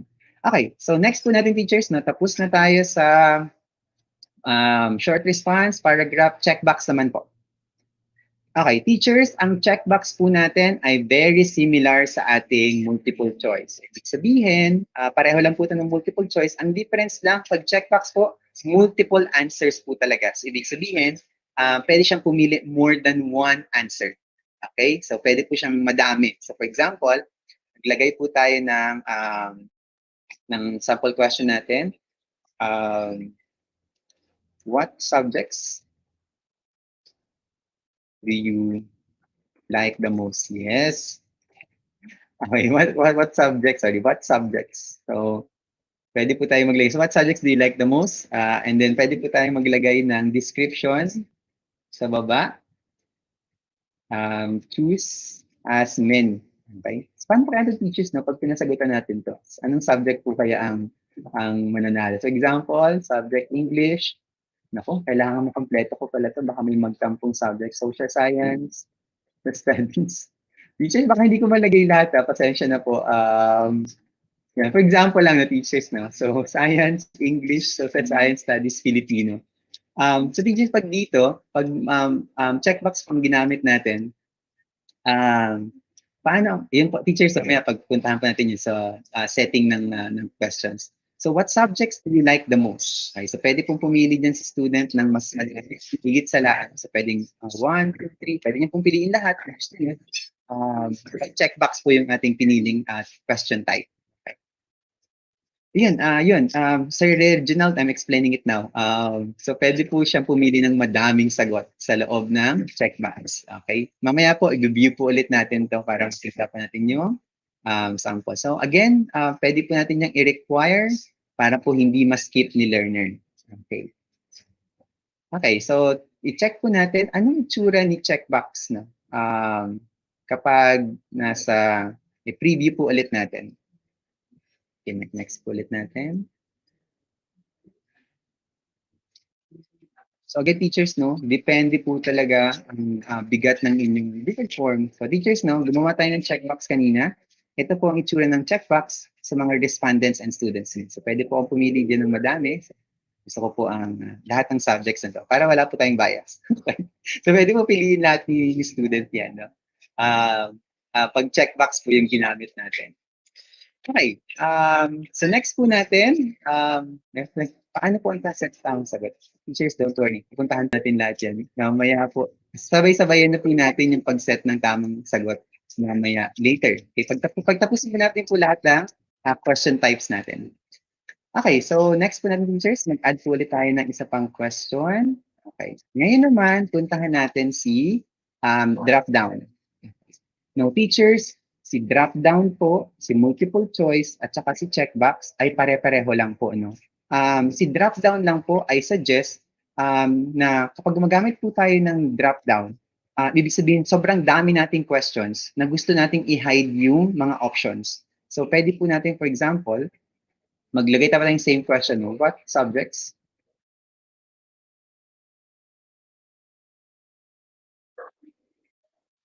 Do you like? Sorry pala, mali pala yung past time natin. Which subjects pala dapat? Which subjects? Okay. Okay, so which subjects do you like the most? Same questions ng teacher na. For example, ang different lang ni drop-down, tinatago niya yung options. So, ibig sabihin, si student, hindi kagad niya makikita lahat ng options. Okay, so social science. Okay, mga daughters ko po yan. Yan po talaga ang setup natin ngayon sa ating new norm. No? Okay. Good morning po sa ating lahat. Okay, so yan teachers, no? Ang difference nito again, sa drop-down, nakatago po yung options natin. Okay, mamaya po, i-review po ulit natin yan. No? So pag pinili natin dito, i-refresh lang nito. Sorry. Okay. So i-preview po ulit natin. Okay.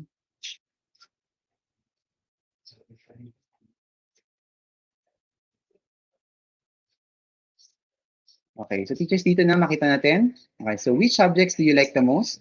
So instead ng nakashow lahat ng options natin, si drop-down, yan. So nakatago yung options niya. So maganda pong gamitin si drop-down kapag madami po kayong questions.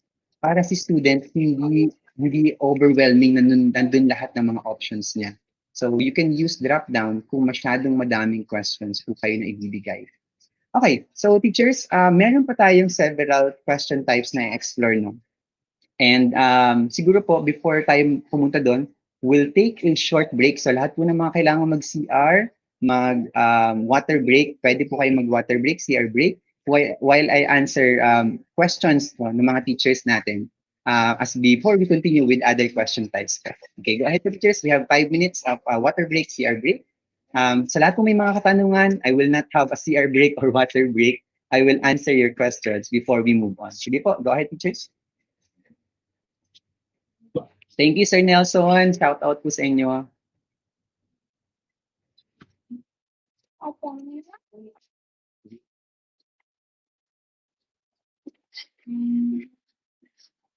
Okay. Hi, Sir. GSUITE special only access via internet can only access it offline in Chromebook.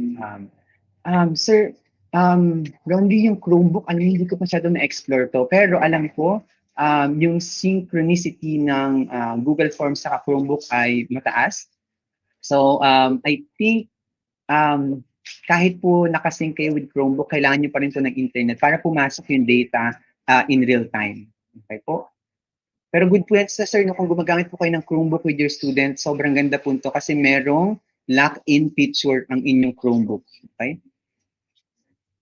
Okay. May paraan po ba sa pag-set ng answer short response? Yes po, Miss Nolly. May paraan din for short response. Kaya lang, yun nga ang problema pag short response features, medyo ang hirap lang ang hirap i-set ng parameters kasi kapag na wrong spelling, mali na sa student. Okay?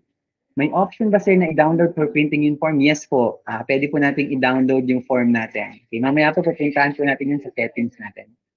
What about enumeration? Anong type of question po kabilang? Enumeration features, pwede po kayong gumamit ng short response kung magpapa-enumerate lang po kayo ng mga sagot. Sir, ask ko lang po, ano po lumalabas ang AM, PM sa time? Pwede po yan, automatic po yan, Ms. Leila. Pag sinet niyo po yung date and time option na question natin, automatic po pwedeng magtanong ng AM, PM si Google Form. No, Sir Sean, hindi po. Okay, hindi po ito pang G Suite lang account. Okay, kahit po personal account, pwede po tayong gumamit ng Google Forms. Makaka-cheat po ba yung student gamit ang Control U? Dapat po hindi. Kaya lang, sir, yung ang problema natin talaga dito sa Google Forms, hindi natin masyado mas-secure yung ating integrity ng mga sagot natin. Yun lang yung magiging siguro challenge natin. Kaya nga may mga several things na pwede tayong gawin. So pwede tayong magawa ng mga sections para ma-prevent yun. Pwede rin po tayong gumamit ng mga timed add-ons para timed yung quiz natin. Or sabihin natin sa students, for example, na 30 minutes lang yung test at magpo-close ito after 30 minutes. Pwede rin po natin yan i-set mamaya. Okay? Tuturuan ko rin po kayo mag-set niyan ng limit sa inyong mga forms para pwede nyo set yung time at saka yung number of respondents. Okay? How can you check the paragraph? Miss Apelio, wala po tayong way to check that via or automatic checking. So, kailangan niyo po mag-set ng manually i-check ang inyong paragraph. Okay, pwede rin po bang mag-create? Madaling gawin ang showing lang gagawin sa teacher. Miss Alexa, problema lang po natin, wala tayong Google Forms app as of today. Pwede rin nyo rin po mag-set ng checkbox, ilagay lang po natin sa description. Mamaya din po, isa-set natin yan sa ating settings. Yes, how to collate response by class using the same Google Form. Pwede po natin gawin yan, Miss Annalyn, mamaya pag in-explore natin yung responses naman. Okay. Mamaya po lahat ng teachers, ma-explore natin lahat yan. Okay. So teachers, medyo madami pa tayong kailangang explore. So please expect na medyo ma-extend tayo for today. No? I know I said 11 a.m. but medyo madami pa tayong kailangan tingnan sa Google Forms. And so pasensya na po kung medyo ma-extend lang tayo ng content. So I hope you don't mind. Nagkaroon ng kalaman sa paggamit dahil maraming salamat Sir Nelson sa mga papuri po, nakakataba po ng puso. Yan po talaga ang aming puhunan, no? Yung mga comments niyo po at mga messages. Sir, ituro po ba paano sa makonect sa Google Calendar? Ms. Rosemary, ano pong gusto natin gawin? Kung gusto natin mag-set ng time for this, kailangan po natin pwede po natin gawin yun, ika-copy lang po natin yung link. Mamaya po tingnan natin. If I have sections, 5 sections. If I have 5 sections of class time, so pwede bang duplicate or triplicate the copy of the forms? Pwede po, Sir Henry, no? Hindi po natin kailangan gumawa ng iba't ibang forms para sa kanila. Okay? So pwede po natin yung i-copy yung ating mga forms. So mamaya po, ituturo din po natin yan. Okay, so teachers, balikan natin, tingnan natin ngayon, takusin na po natin lahat ng types of questions para sa ating Google Form. Okay. Okay, yung mga next na questions natin, teachers naman, no, pwede po tayong, mga usually ginagamit naman sa mga survey. Okay, so una natin, bago tayo po okay. Next natin teacher na option, yung file upload. Okay. So ibig sabihin na teachers, kapag nagpa-file upload po tayo, so gusto po natin magpa-submit. No? For example, meron kayong video na gusto ipasubmit sa kanila, audio, or may gusto po kayong ipasubmit na PDF sa kanila, pwede nyo po silang bigyan ng option to file, upload the file. So i-click lang po natin yan. Example, check natin. Okay, upload the file. Okay, so okay, so teachers dito, pwede tayong maglagay ng question. So for example, this would be a video submission. So, nagpa-submit ako ng video at gusto kong dito nila i-submit ito. Pwede nyo pong iset yung specific file type. So, for example, i-toggle po natin yan. And gusto po natin na ang kanilang isasubmit lang ay video. So, ibig sabihin, hindi sila pwede mag-submit ng any other file types. Okay? And maximum number of files na pwedeng i-submit. So, 1 lang po. Okay? Pwede rin tayong mag-set ng number of MB. Okay? So, kung gaano po kabigat yung papasabitan sa kanila. So, for example, allow natin sila ng 100 MB kasi video yung sasubmit nila. Okay, and that's it, teachers, no? Pwede nyo na po yan i-set, and si students will now be able to submit a file using this option. Okay. Yes, sir, don't worry. Don't worry, Ms. Apela. Pupuntahan po natin yan mamaya yung pagsiset ng answers na. Tapusin lang po natin para lahat po ng 5 questions, malagyan natin ng correct answers mamaya. Pero promise ko po sa inyo, teachers, pwede po tayong mag-set ng answers para dyan. Okay, and then, so pag tapos tayo, teachers, no, pwede na yan, okay na po yan, okay? So, pwede na po silang mag-upload ng file dyan. Okay, so mag-add po ulit tayo ng isa pang question. Yung mga next type questions naman natin, teachers, okay? Pare-pareho lang po ito halos, okay? Ito po yung linear scale, multiple choice grid, tsaka checkbox grid.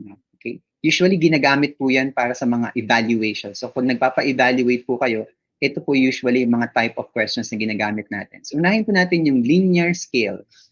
So, linear scale, teachers, nagsiset ka ng limit from 0 to a number. Okay? Ibig sabihin, gusto mo silang mag-rate ng particular item or particular thing using a range. Okay? So, for example, lagyan natin, please evaluate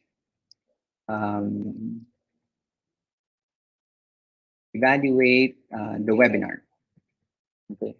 So, an example, this webinar. Of course, teachers, you can be as detailed, no, if you want. Okay. And then our range is from, pwede pong 0, okay, up to 5. So, pwede rin pong up to 10. Okay. So, depende po sa inyo.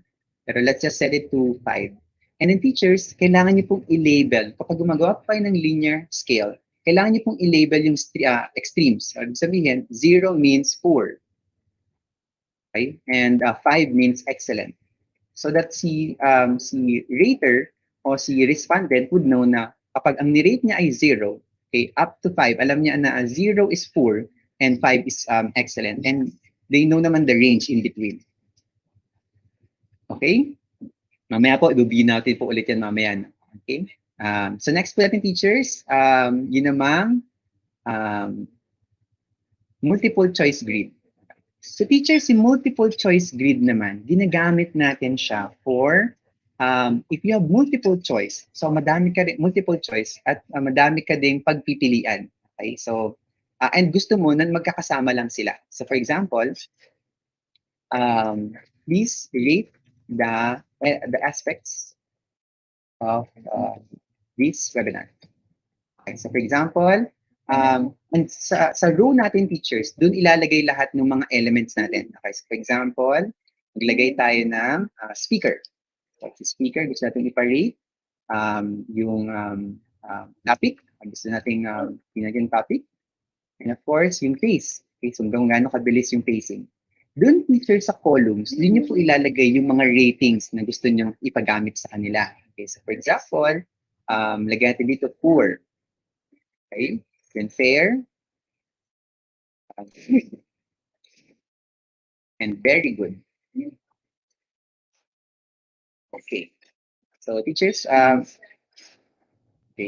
it will look, mag-add lang po tayo ng, so it will look like that picture. So, nakita niyo na po, ano? So si speaker, poor, fair, good, very good. Okay, so topic.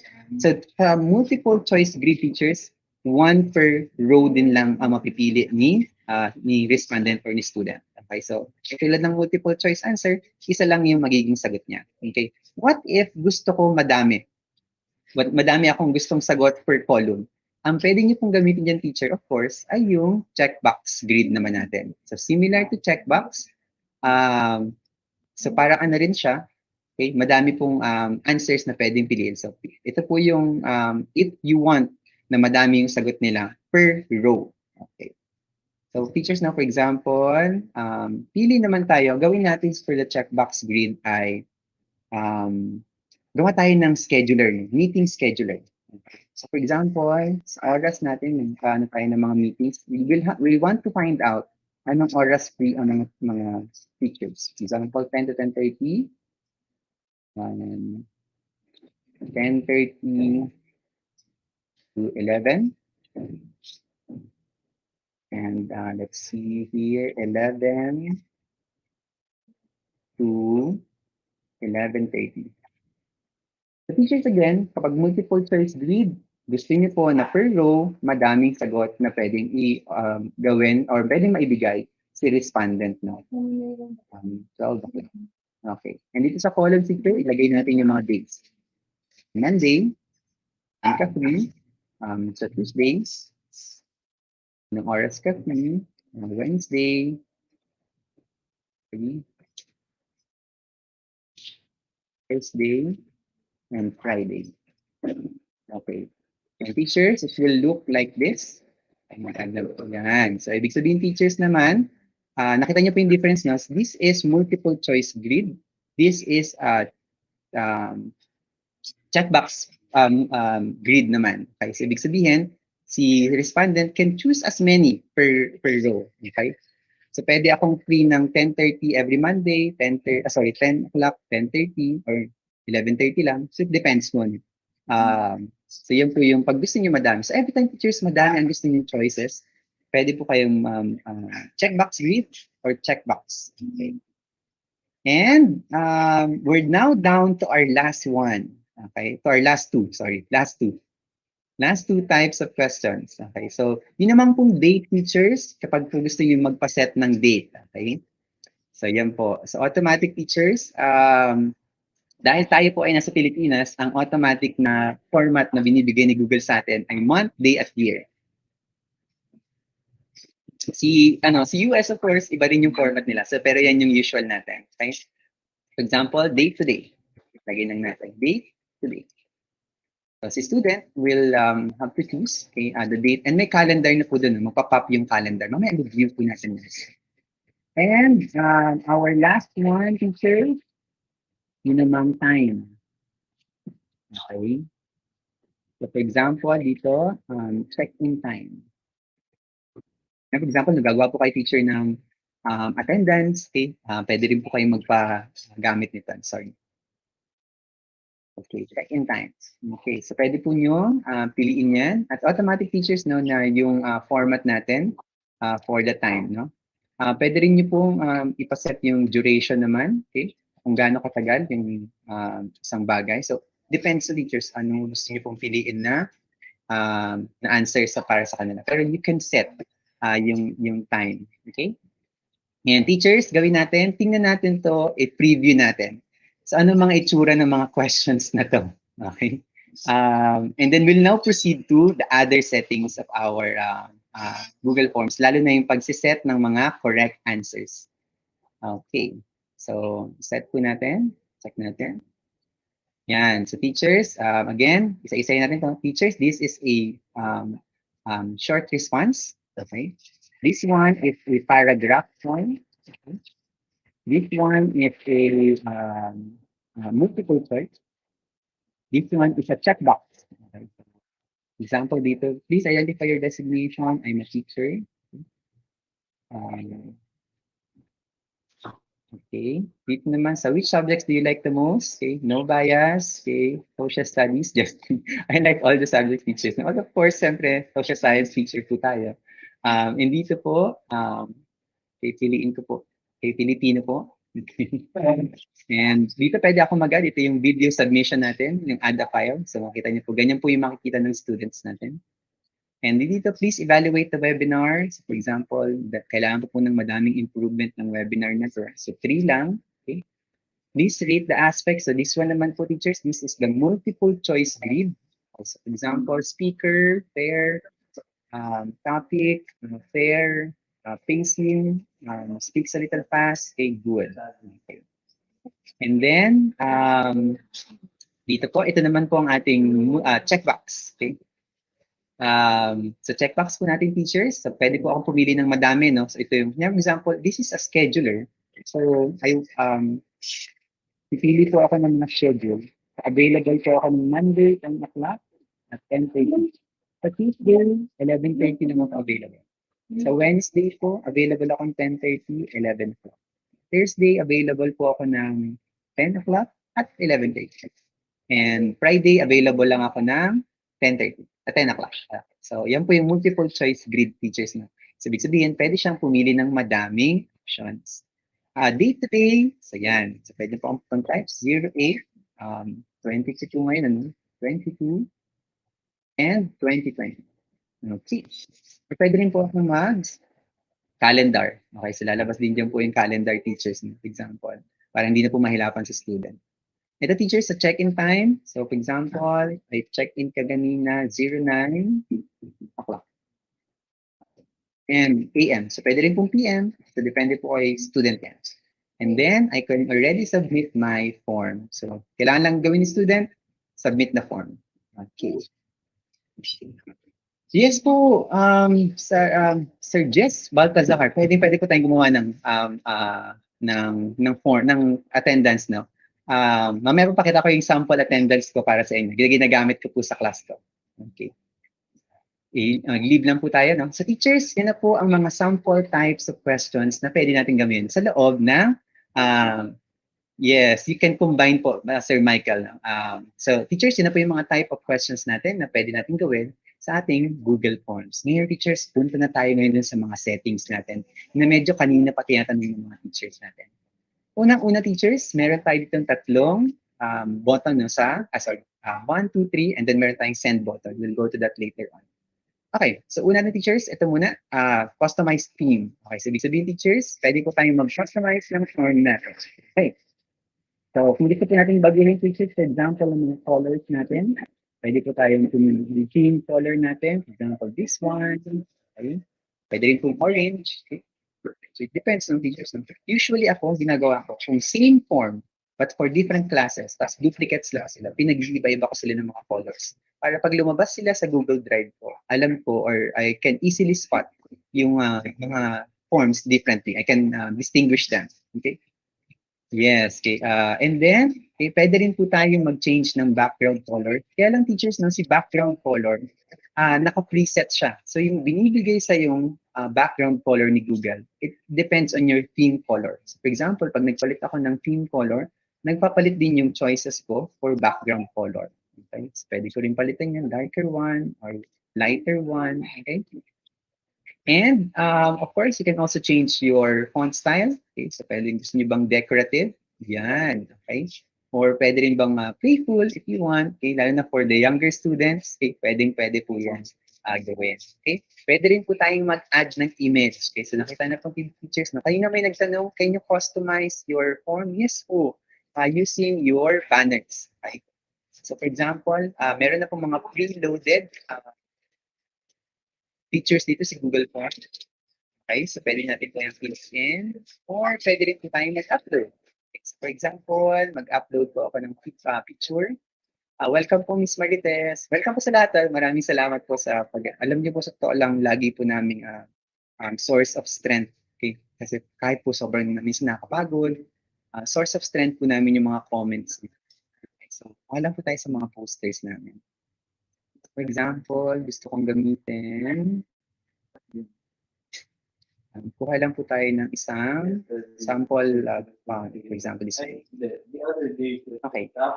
And teachers, no, meron siyang specific size. So, i-resize niya po, for example. Kung napili natin kunin yung word. Kuha po tayo no space niya lang. Okay. And then, kung tapos tayo, teachers, pwede niyo po yung i-resize if you want. Okay. You can make it smaller. You can make it bigger. You can move it. If you want to capture that word, for example, but I don't want to capture it for now. Okay, and then just click done. And it goes in na to your Google form. Yes po, mamaya po, pwede rin po natin yung i-link sa ating Google. Nakita niyo, no? Nagpapalit din yung theme color kapag nagpalit kayo ng banners niya, okay? Or headers, okay? And what else? So you can change that if you want. Right. Okay, so for example, may text na kayo, na-customize nyo. Okay? Next natin yung first kanina. Yes.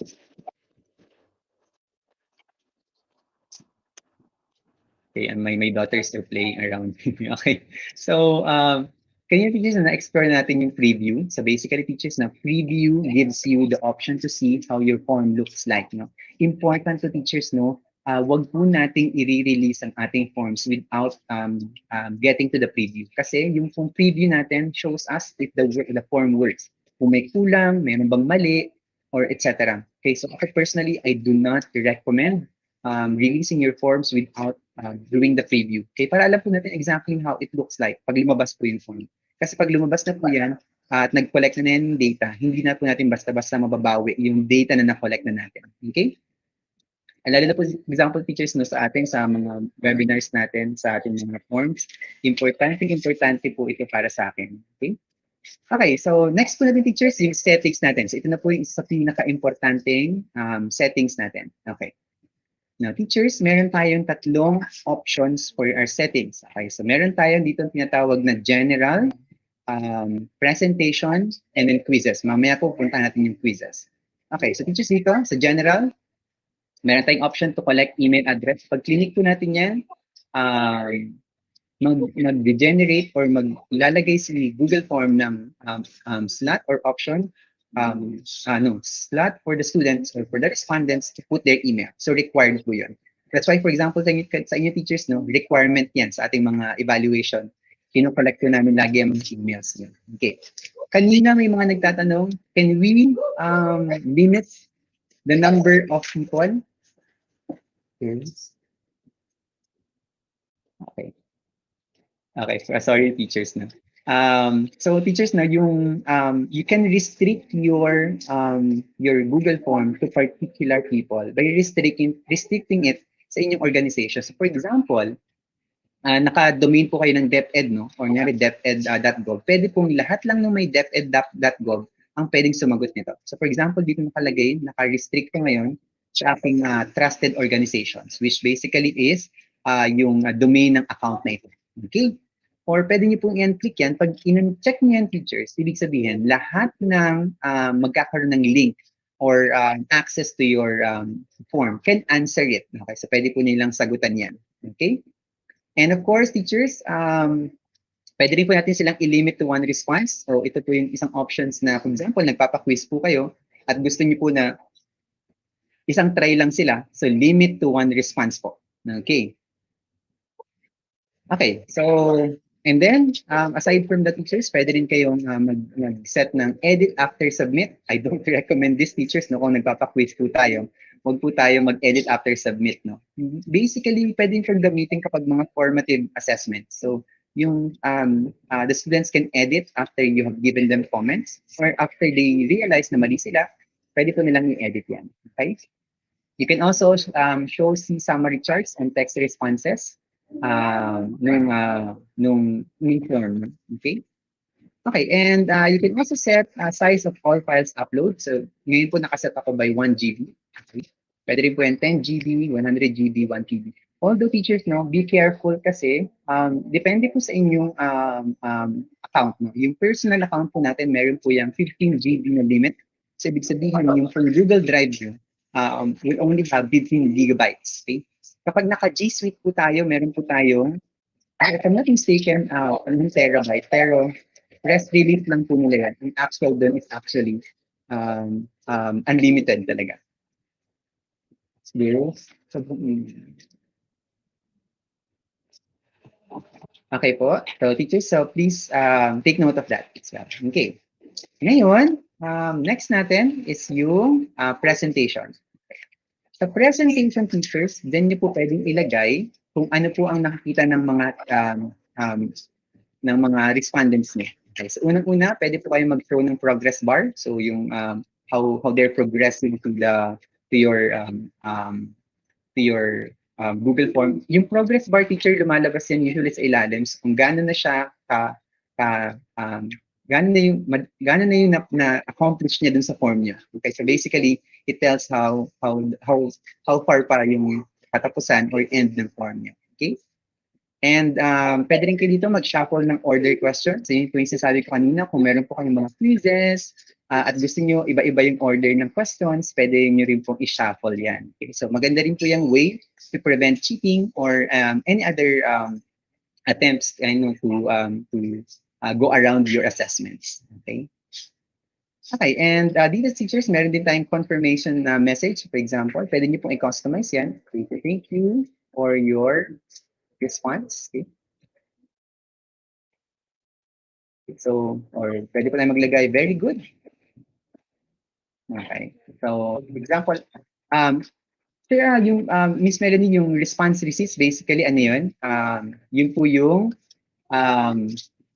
siniset po yan kapag yung nagpapadala, pagkatapos sumagot ng mga respondents nyo, ipapadala po yan sa inyong sa mga respondents nyo. So for example, if you click on that, if respondents request it or always, ibig sabihin teachers, kapag katapos sumagot ng respondent, okay, pwede po magpadala si Google Form ng lahat ng sagot nila sa mga respondents nila. So for example, kung kayo kasi sumagot, at gusto niyo po nag-request po kayo ng receipt ng inyong response, lalo na po teachers sa mga nag-i-evaluate ng webinars natin, importante ito para pag biglang hindi po umabot sa inyo ang certificates, pwede niyo po kaming habulin gamit ang inyong response receipts. I-turn on po namin yan para po makakuha kayo ng response receipts niyo. Okay? Para po may evidence kayo, no? Pwede niyo habulin si Sir Franco pag meron kayong hindi nakatanggap ng certificates. Kasi lahat po dapat nakatanggap ng certificates.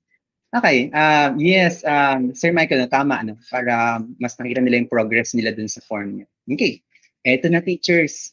Ito na yung iniintay natin, kanina pa po natin iniintay. Yung pong quizzes. Okay? Teachers for a while, no?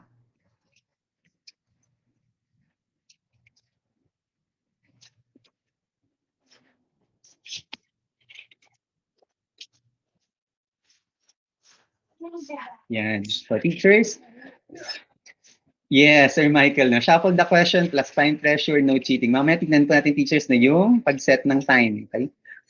Pwede po tayo mag-set din ng time. Although yung interest ko mamaya, meron siyang may payment kung gusto po natin gamitin yung tool na yun. Anyway, so teachers, nandito tayo ngayon sa ating third setting, yung ating quiz setting.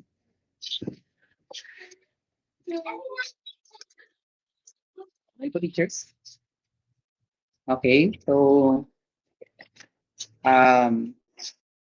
teachers, sa quiz settings natin, dito na po natin pwedeng gawin at mag-assign ng points sa ating mga Google Form. Okay, so ang gagawin na natin teachers, punta po tayo ng quiz setting. Okay, and then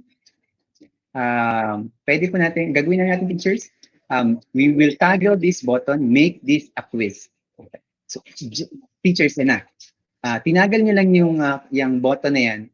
Meron na kayo ngayong option na mag-assign ng points at correct answer sa lahat ng inyong questions sa loob ng forms nyo. Kaya nga kayo teachers, gusto kong tapusin muna natin yung ating forms para masigurado ko muna na matapos natin lahat ng question types natin. Kanina may nagtanong po tungkol sa Chromebooks, no? Kung gumagamit po kayo ng Chromebooks, teachers, napakaganda po nito, teachers. Yan, Miss Alexa, pasensya na po na medyo natagalan po tayo dito sa part na to. Ito pong mga gumagamit ng Chromebooks actually have a lock mode on Chromebooks. Ibig sabihin, kapag naka-Chromebooks po ang mga students yung teachers, hindi po nila pwedeng i-access ang ibang websites habang nag-quiz sila. So ibig sabihin, nakalock lang po sila sa Google Forms. So napakagandang feature po nito if you are using Chromebooks for your students. And yun, medyo problema natin teachers, no? Hindi naman tayo lahat nakakapag gumagamit ng Chromebooks. No? Okay. So teachers, dito rin, pag quiz na siya, pwede na po tayo mag-set ng mga settings natin. Pwede po natin i-release yung grade immediately and or later after manual review. So depende po. No? So for example, kung multiple choice questions po, lahat ng questions nyo or objective, pwede na po natin i-release after submission. Okay. And pero kung may mga paragraph form, essay form, yun. So pwede po medyo kailangan natin na later after manual review. Okay? Okay, and teachers, pwede natin iset din yung mga missed questions ng mga students natin, yung correct answers nila, saka point value. Okay? Sir JB, hindi ko na, all I got was okay. Okay, Microsoft Office po ang gamit, wala pong, yun nga teachers, no? Okay.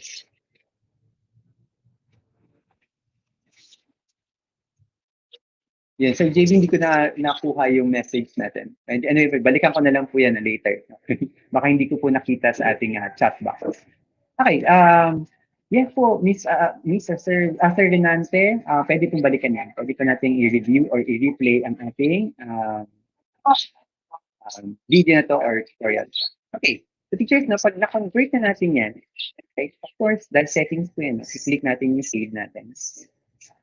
Okay, teachers, yan na. Dahil naging quiz na po ang test ay itong form na to. Pwede na po tayo ngayon mag-assign ng mga correct answers. Okay. So, for example, dito teachers, makikita niyo po dito, meron ka na ngayong options. For example, this short response. Meron ka na ngayon sa baba na answer. Okay. So dito teachers, pwede ka na ngayon mag-assign ng points. Okay. Okay, so what is your add a correct answer to teachers, no? For example, dito. Siyempre, sa short response, ingat po tayo kasi very strict in terms of yung parameters for your correct answer. Kasi kapag nagkamali lang sila ng spelling or capitalizations, mamark na silang mali ni Google Form. Okay. So, pwede po natin yan dito. So, put the correct answer here. So, for example, if you have a correct answer, but it's your name, so walang correct answer dito. Okay, sa labas po tayo. Okay. So, pwede rin po yan again dito sa short response na answer, sa age. Okay, pwede rin po yan. Dito rin teachers, no? So, what are your experiences in the pandemic? So, that's a paragraph, that's an essay. Pwede rin po tayo mag-set ng answer key. Kaya lang, again, ang ano ko lang teachers, no? Reminder ko lang, mahirap mag-set ng correct parameters kasi pwedeng mag-iba-iba ng sagot yung students natin. And then wordings would matter as well. Tama yung idea pero mali yung wording. So, hindi rin siya i-check ni Google Form. So, I suggest kapag mga short response, isang mga essays, I suggest that you do it manually na lang. Okay. Okay, so punta na tayo ngayon sa ating multiple choice. Ito na teachers. Itong multiple choice, mas madali ito dahil ito ay definite ang answers. So, ibig sabihin, si student ay merong definite answer na kailangang masagot. So, for example, please identify your designation. Just say na merong correct answer ito. So, click lang po natin yung answer key. Ang gagawin lang natin teachers, i-click nyo lang po yung tamang answer. So, for example, for this question, yung tamang answer natin is teacher. And nakita niyo teacher, no? Nag-green yung answer na to. Ibig sabihin po, ito na po ang correct answer that you designated for this answer, for this question. Sa upper right corner, meron kang option to assign points. So, for example, let's assign 2 points for this. Okay. And then you just click done. So teachers, dito na, so naka-click na yan, yung option na yan. And kanina may tanong po, teachers, paano po kapag sinakol ko yung options? Teachers, dahil po naka-designate yan, kahit po magpalit-palit ka ng options, kahit po ikot-ikutin ni Google Form yung options nyo, yan pa rin po ang correct answer. Okay? Kaya teachers, kapag naggagawa kayo ng multiple choice, huwag nyo na pong lagyan ng A, B, C, D. Okay? Para pwede nyo i-shuffle yung question. Lagyan nyo lang po yung tamang sagot. Okay? And of course, pwede rin po natin gawin sa checkbox. Itong checkbox teachers, isa rin itong way to prevent cheating. Okay? Kasi sa checkbox, hindi alam ni student gaano kadami ang tamang sagot. For example, mag-answer key tayo. Okay, answer key. At i-check natin yung how many subjects. For example, this is the correct answer. This is also a correct answer. And this is also a correct answer. And this is also a correct answer, for example. And then, let's just say hindi yung correct answer. So, and then we assign 3 points for that. Okay? Ang teachers na yung points, depende po yun sa inyo. Bakit ko nasabi na magandang way din to prevent cheating for checkbox? Kasi nga, hindi alam ng student kung gaano kadami yung tamang sagot. Okay? So, pwede po tayo maglagay ng mga checkbox kinds of questions. Okay? May pag nag-shuffle questions po ba at may picture na kasama po sa shuffle? Yes po. Yes po, sir. Sir J. lahat po ng questions nyo, lahat po ng, pati po yung mga photo, images, kasama po siya sina-shuffle ni Google Form. As long, Sir Jay, no, na nandun siya sa loob ng option. Hindi siya nasa separate question. Okay? Okay, conditional question. Sir, paano po makita lahat ng scores po nila in one file? Yes po, mamaya po makikita natin yan mamaya, how to import your responses. Okay. Okay, so teachers, pwede rin po natin yung gawin sa ating drop down. Okay, so for example, this one. Dito naman ang ating okay, so piliin lang po natin, again, click lang po natin lagi kung ano yung tamang sagot na gusto natin. No? Example, this one is social science. Okay. And then i-click done lang po natin. Teachers, mamaya, no? I-explain ko yung add feedback later sa dulo po. Okay, and for example, okay, kahit po teachers, no, kahit sa linear questions, meron din po kayong answer ko dyan. Sa multiple choice grid, pwede rin po tayo dyan. And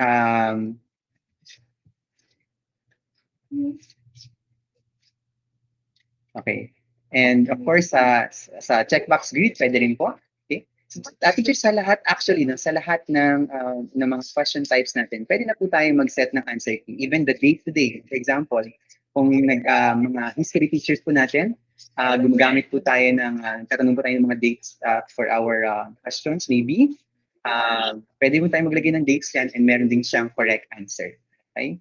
And even your time. Okay, so basically lahat po ng type of questions, pwede tayo mag-set ng correct answers. Paano po if nag-exceed ang response sa checkbox? Sir, magmamali na yun. Okay, magmamali yung option niya na yun and i-mark na siya for that. Okay, so ibig sabihin, kaya nga that's why this is maganda rin siyang cheating, anti-cheating way. Okay, kasi alam ni students, dapat sakto lang yung sagot niya. So hindi siya pwedeng sumobra or hindi rin siya pwedeng magkulang. Okay? So that's why also I suggest, pwede rin tayong gumawa ng mga checkbox questions para to prevent them from cheating or researching or asking questions kasi hindi tayo nagbigay ng definite number of answers. Okay, so yan teachers, no? So I hope po nasagot natin yung ating mga katanungan tungkol sa pag-set ng mga answers sa ating Google Form. And teachers, nakita natin yung total points na makakasama dun sa ating Google Form. I'm asking that, lalo na po kung file. Okay, so yun, teachers na. Pwede rin tayong maglagay ng feedback. Okay, so explore natin yung feedback option. Okay, so for example, balikan natin itong, okay. Okay, so balikan natin ito, for example, itong isang short response natin. Meron ka na ngayon teachers option to add a feedback to the answer. Okay? So ibig sabihin teachers, maglalagay ka ng answer every time, yun ang kanilang general feedback. For example, thank you. And appreciate your answer. Mas maganda to teachers kapag mga multiple choice na, mas madali itong gawin kasi pwede kang your answer. Okay. General feedback lang to teachers for short response and even for your paragraph form. Okay, pwede pa tayo maglagay ng rubric dito. Pwede naman teachers, no? Pwede rin tayo maglagay ng mga parameters natin, okay? Pwede rin tayo, for example, mag-link ng file sa kanila. Okay, mamaya po explore natin din dyan. Okay, so since explore natin to dun sa multiple choice, kasi mas madali siyang makita sa multiple choice. Okay, so for example, answer tayo. Mag-answer tayong feedback. Okay, so for all incorrect answers, maglalagay tayo ng this is not the correct answer. Tapos teachers, sa feedback, maglagay po tayo bakit yung correct answer. Okay, so yun po importante dito kasi sa feedback dapat malaman ng students bakit ito ay maling answer. For example, this is not the correct answer because this is not your designation. Okay. So for teachers, no, depende po yan sa inyong answers na.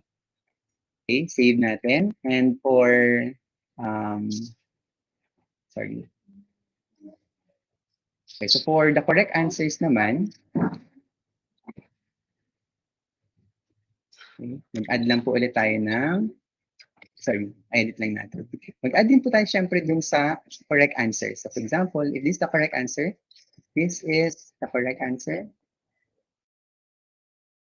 Very good. Hmm. Yes po, Sir Henry, no? Pag nag-rate po tayo ng rubrics, okay? Kahit po nag-rubrics tayo pa rin po ang mag-rate, okay? Pero teachers, kapag po meron tayong mga rubric types na, wag na po tayong dumaan sa Google Form. I suggest that. Kapag masyado nang mahaba at saka complicated na yung assessments natin, wag po tayong dumaan sa Google Form. Idaan po natin siya sa Google Classrooms natin para pwede tayong mag-attach ng Google Form, ng rubrics natin. At saka actually, we can actually attach the rubric right inside their documents. Okay, para mas madali po for checking at saka feedbacking. I think po siguro si Google Forms or mga assessments natin na pwedeng i-check immediately. Okay. Apologies lang din for the teachers. Okay. So teachers, yun na yung way to put your feedbacks to your to the answers of your students. Yeah, thank you po Miss Sanyo. Okay, so that's yes teachers, kapag gumawa po tayo or kinonvert po natin ang ating quizzes or ating forms into quizzes. Okay, so teachers, ang dami pa nito. Pwede niyo pong explore. Actually, ako personally, technically until now, dahil sobrang daming ina-update ni Google Forms ngayon, nag-aabol din tayo. Madami pa tayong mga kailangan malaman or to further know about Google Forms. Okay, what is your, sir, ano po to? What is your LRN? Ano po yung question is, what is your LRN? Pa-clarify lang, teach, no? I like your students, Google Class better choice for essay. But yes po, Miss Sir Henry, I suggest na mag-ano po tayo. Google Classroom po for essay types or yung mga, sorry, mga essay types or mga, what do you call this? Mga performance-based assessments. Huwag po natin ilagay sa Google Forms. Medyo mahirap po siyang gawin sa Google Forms. Okay? Okay, so teachers, punta na tayo ngayon sa ating other settings, no? Okay? Ngayon, paano natin ipapadala itong Google Form na to? Okay?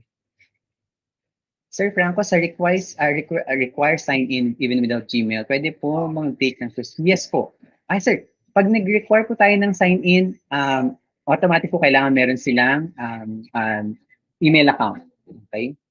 Yes. Okay? So yan po, kailangan po na, i-require po natin. So, pero kung gusto po natin na wala ng sign-in, tanggalin lang po natin or i-uncheck lang po natin yung request for sign-in. Okay? Okay, ngayon teacher, paano na tayo ngayon magpapadala ng ating Google Form? So dito po sa upper right corner, meron tayong send button. Okay, so pag click po natin yan, okay. Pag click po natin yung send button na teachers, meron tayong 3 options, no? 3 options to send it teachers. Unang-una, via email. So ibig sabihin teachers, ita-type lang natin dito, for example, email, Franco adun@access.edu.ph. So I will be sending it to this person. Pwede nyo rin po i-copy all the emails here all together. So i-copy-paste nyo lang po lahat ng emails nila. And then you can also include the message, okay, to your email. Okay? And mamaya po teachers, no, itong add collaborators will explore that, okay? Because you can actually add people in your email, no? Okay, so automatically collect respondents email, yes, okay. I-check po natin yan. Okay, so teachers, that's one way to send your Google Forms. The second one, which is the most commonly used na, ito yung usually ginagamit ko for sending forms, okay, is pwede po kayong mag-send ng URL, okay? So, okay.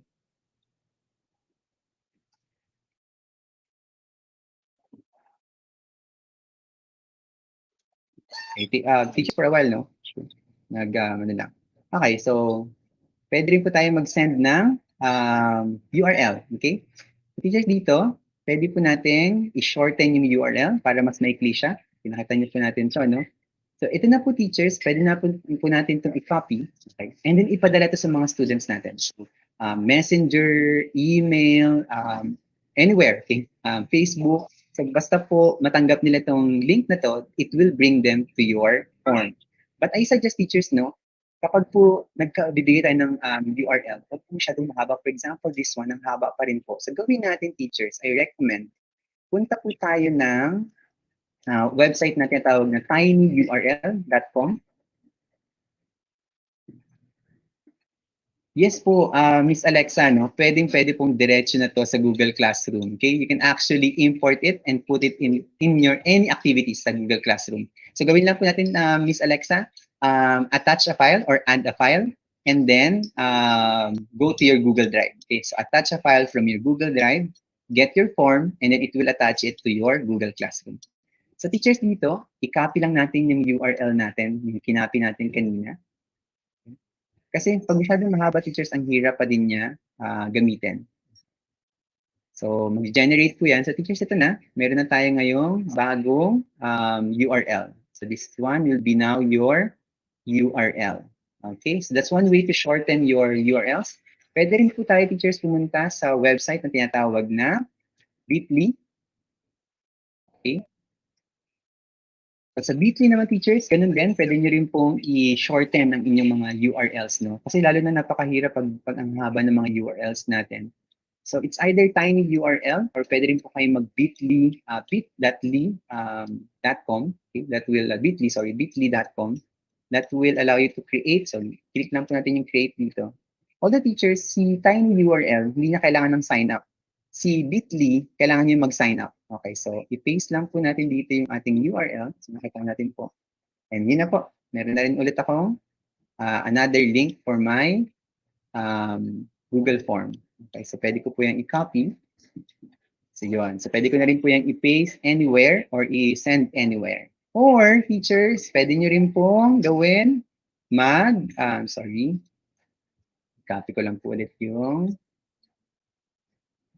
pwede rin po tayo mag-generate ng QR code. Okay? So pwede nyo rin pong gawin. Punta lang po kayo ng dash QR code generator.com and it will bring you to this QR code generator. So i-type lang po natin. Punta po tayo ng URL.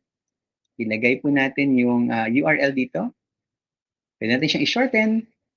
And ito na teachers, no? Ito na ngayon ang aking QR code for this form. Okay. Pwede nyo po yung i-save. Okay. And it will give you sample QR. Okay, save as PNG na lang teachers, no? Para mas safe lang tayo. So yun na po. Nasa computer ko na po yan. So I can add that to any of my presentations, send it to your emails or anywhere. Yes, so pwede nyo pong gawin yan. So for example, okay,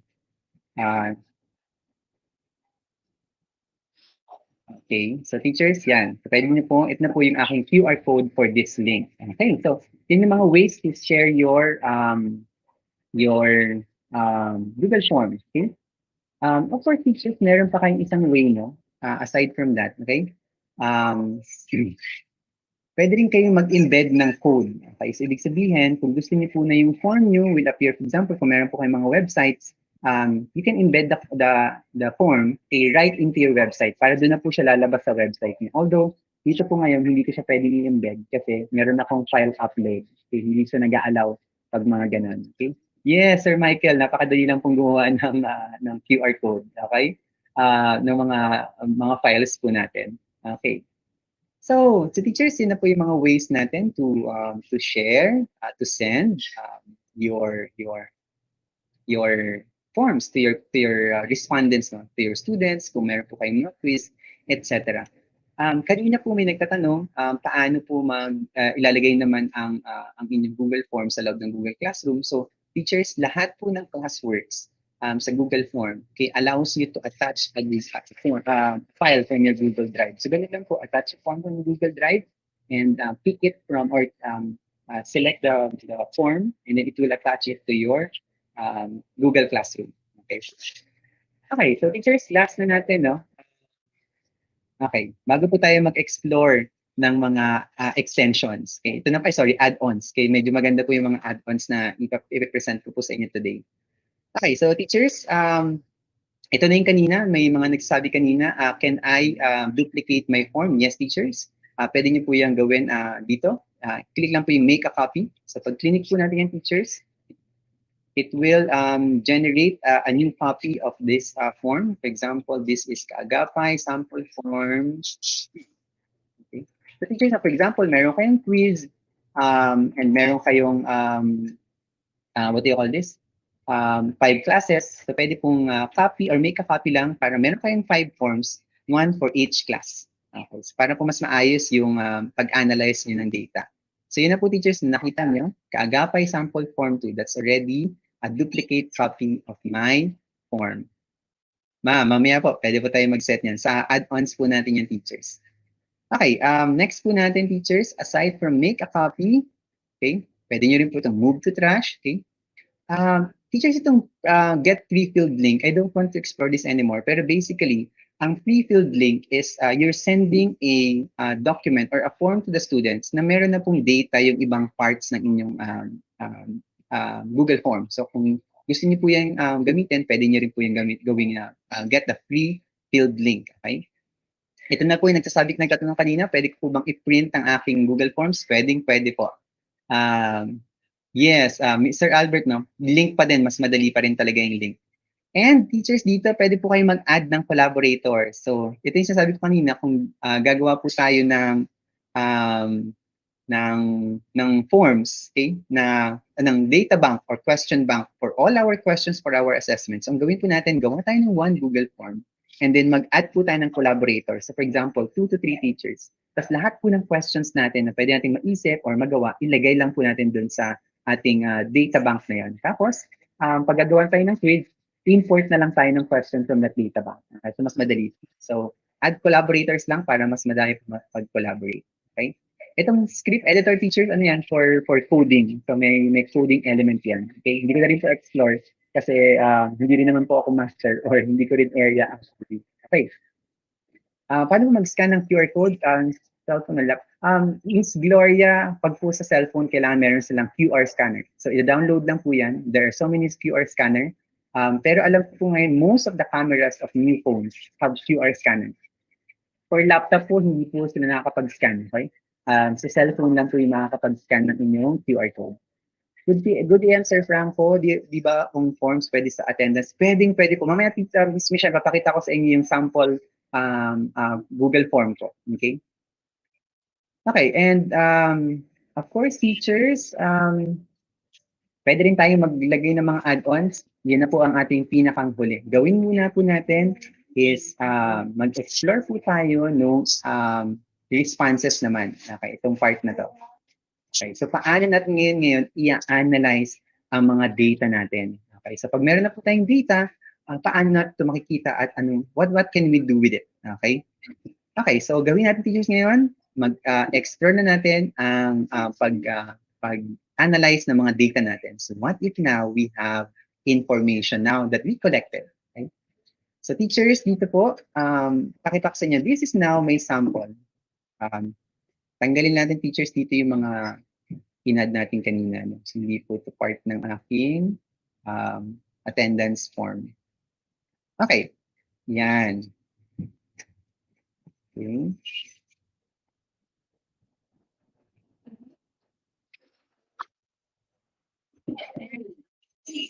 First, I'm just clearing up this one. Okay. This one is the one that we added things kanina. But this is my attendance for my classes. Okay. So teachers, pag gawa po tayong attendance, very simple lang yung ginagawa ko. No? So gumagawa, for example ako, meron akong class number. Okay, so meron akong advisory attendance. Okay, so I collect their class number. I collect their name. I suggest that you give them a format. Okay? And if my format is surname, first name. Why? Kasi mamaya, pag nilink natin to our Google Sheets, maganda na naka-surname base para you can arrange them alphabetically. Kasi kapag mga first name yung nauna, ang hirap niyang i-arrange kasi i-arrange niya it by the first name. Okay? And then, you can also put attendance for. So sa akin kasi, ginagamit ko ito for my advisory and mentoring. So pwede nyo rin po ilagay, for example, yung subject nyo. Okay. And then, day-to-day, important to for me kasi gumagawa ako pictures ng attendance per week. Right? Kasi ayokong gumawa ng attendance per day. Right? So, ang ginagawa ko, meron akong day-to-day, Tuesday, Wednesday, Thursday. Right? At pinaprocess ko lang to gamit yung pivot function ni Google Sheet. Papakita ko rin sa inyo teachers mamaya how we process it. Okay. Yes, kay for phone talaga, Sir Albert, thank you for that. Okay, ngayon teachers, ito na. How do I process my data? So, pag pinuntahan natin teachers yung responses, automatically teachers, makikita niyo po dito sa baba na meron na kayong summary of all your data. Okay, so nakita niyo dito teachers, no? Lahat na ngayon ng data na kinolect ni Google Form. Okay? So yung class, meron na rin po dito mga pie charts, graphs, etc. So kung nagpa-quiz po kayo, for example, makita niyo agad, teachers, for example, yung dami ng students na sumagot ng particular item. Pakita ko po sa inyo, for example, okay? Sa pang Google Form. Okay, how a quiz looks like. Okay, pakita ko po sa inyo yung quiz ng last webinar, no? And how the analytics looks like. Okay. So teachers, pag sa and this mga bar graphs and line graphs teachers, pwede niyo po rin yung i-export. Okay, mamaya papakita ko rin teachers no, how to export those analytics. And then that's the beauty no ng Google Form. Hindi natin kailangan mag-analyze ng data. No? It's being done or Google Form automatically allows data analysis. So teachers, ito yan, no? Yung responses. Don't worry, wala naman pong names. Okay? So hindi na natin makikita kung sino nag-score. Yes, Sir Michael, for item analysis, automatic po. Okay, so makita nyo kagad. Okay? So, di ba teachers, napakahirap mag-item analysis ng mga test. Si Google Form po allows you to do that just so easily. Okay, so dito teachers now, dun sa quiz ko last week sa aking webinar, meron akong 5 items. Okay, so mamaya po meron din kayong quiz. Okay, so ito po yun. So ito yung mga nakascore ng 1, 60 yung nakascore ng 2, 220 yung nakascore ng 5. Okay. At dito, so natin pakita yung mga email nila. Names. Okay, dito teachers, makita niyo yung mga questions. So yung example, this is the question number 1. Question number 1 is, Google Classroom requires high bandwidth internet connectivity. True or false? Ang tamang sagot, true. Ganito po kadami yung sumagot ng false. Ganito po kadami yung sumagot ng true. Ito po yung sumagot ng false. So teachers, no, nakita po namin talaga yung sa mga assessments natin sa ating mga webinar evaluations. Ito naman po yung question number 2. Yan. So makita niyo rin. Pakita ko po yung sample ng, ito, this is a multiple choice question. So meron akong tanong, which feature of Google Classroom allows a teacher to assign class activities? 72 answered stream, 527 answered classworks. Okay, so ibig sabihin, itong item na to maganda kasi madaming sumagot ng tama. Okay.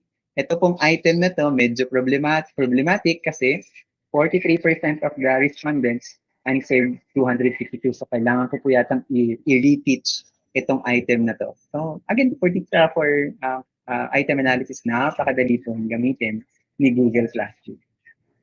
Okay, ito rin po, multiple choice. Maganda yung item. Ito rin po, maganda yung item. Kasi madaming sumama. So, teachers yun, no? That's how it looks like. Pag nagpa-quiz po kayo, meron kayong automatic na data analysis. Okay. Ngayon, what if gusto ko naman teachers ilagay ito sa Google Sheet? Okay? Gusto ko lahat ng responses ko nasa Google Sheet. Okay? So dito teachers, meron kang yan. Okay, so meron ka dito teacher, button ni Google Sheets. Okay, so view responses in Google Sheets. Teachers, ito na-link ko na to sa Google Sheets na, no? Kaya that's why nakalagay is view responses in Google Sheets. Pero normally po, kapag hindi niyo po ito nalilink sa Google Sheets, nakalagay dyan is attached. Okay. Hindi ko i-try natin dito sa ating bagong film. So, okay.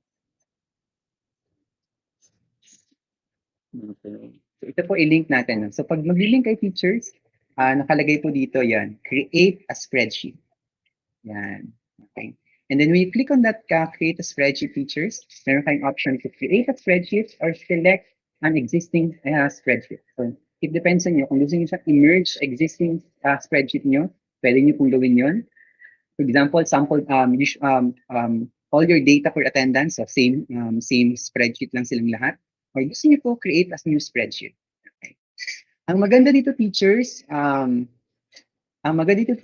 kapag meron kayong nag-link kayo to Google Sheets, continuous po ang data collection. So ibig sabihin, hangga't nagpo-collect si Google Form ng inyong ng data, pinapasok niya po yun sa inyong Google Sheets in real time. So ina-update niya rin si Google Sheets every time. Okay? So nakita niyo yung features na nandiyan na yung timestamp, email address, score, lahat ng mga sagot nila. Lalabas na po yun sa inyong Google Sheets. So lahat po ng sagot, makakollect din po dito. Okay?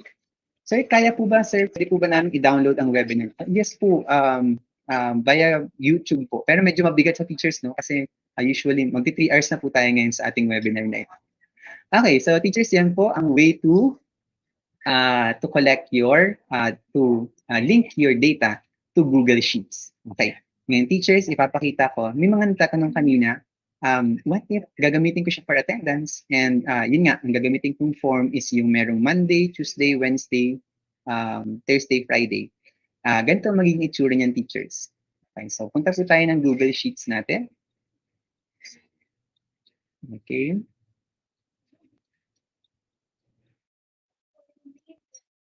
Okay, so teachers, kung meron na kayo, for example, data no, for your Google Sheets, ang gagawin lang natin para ma-filter natin yung mga data natin, for example.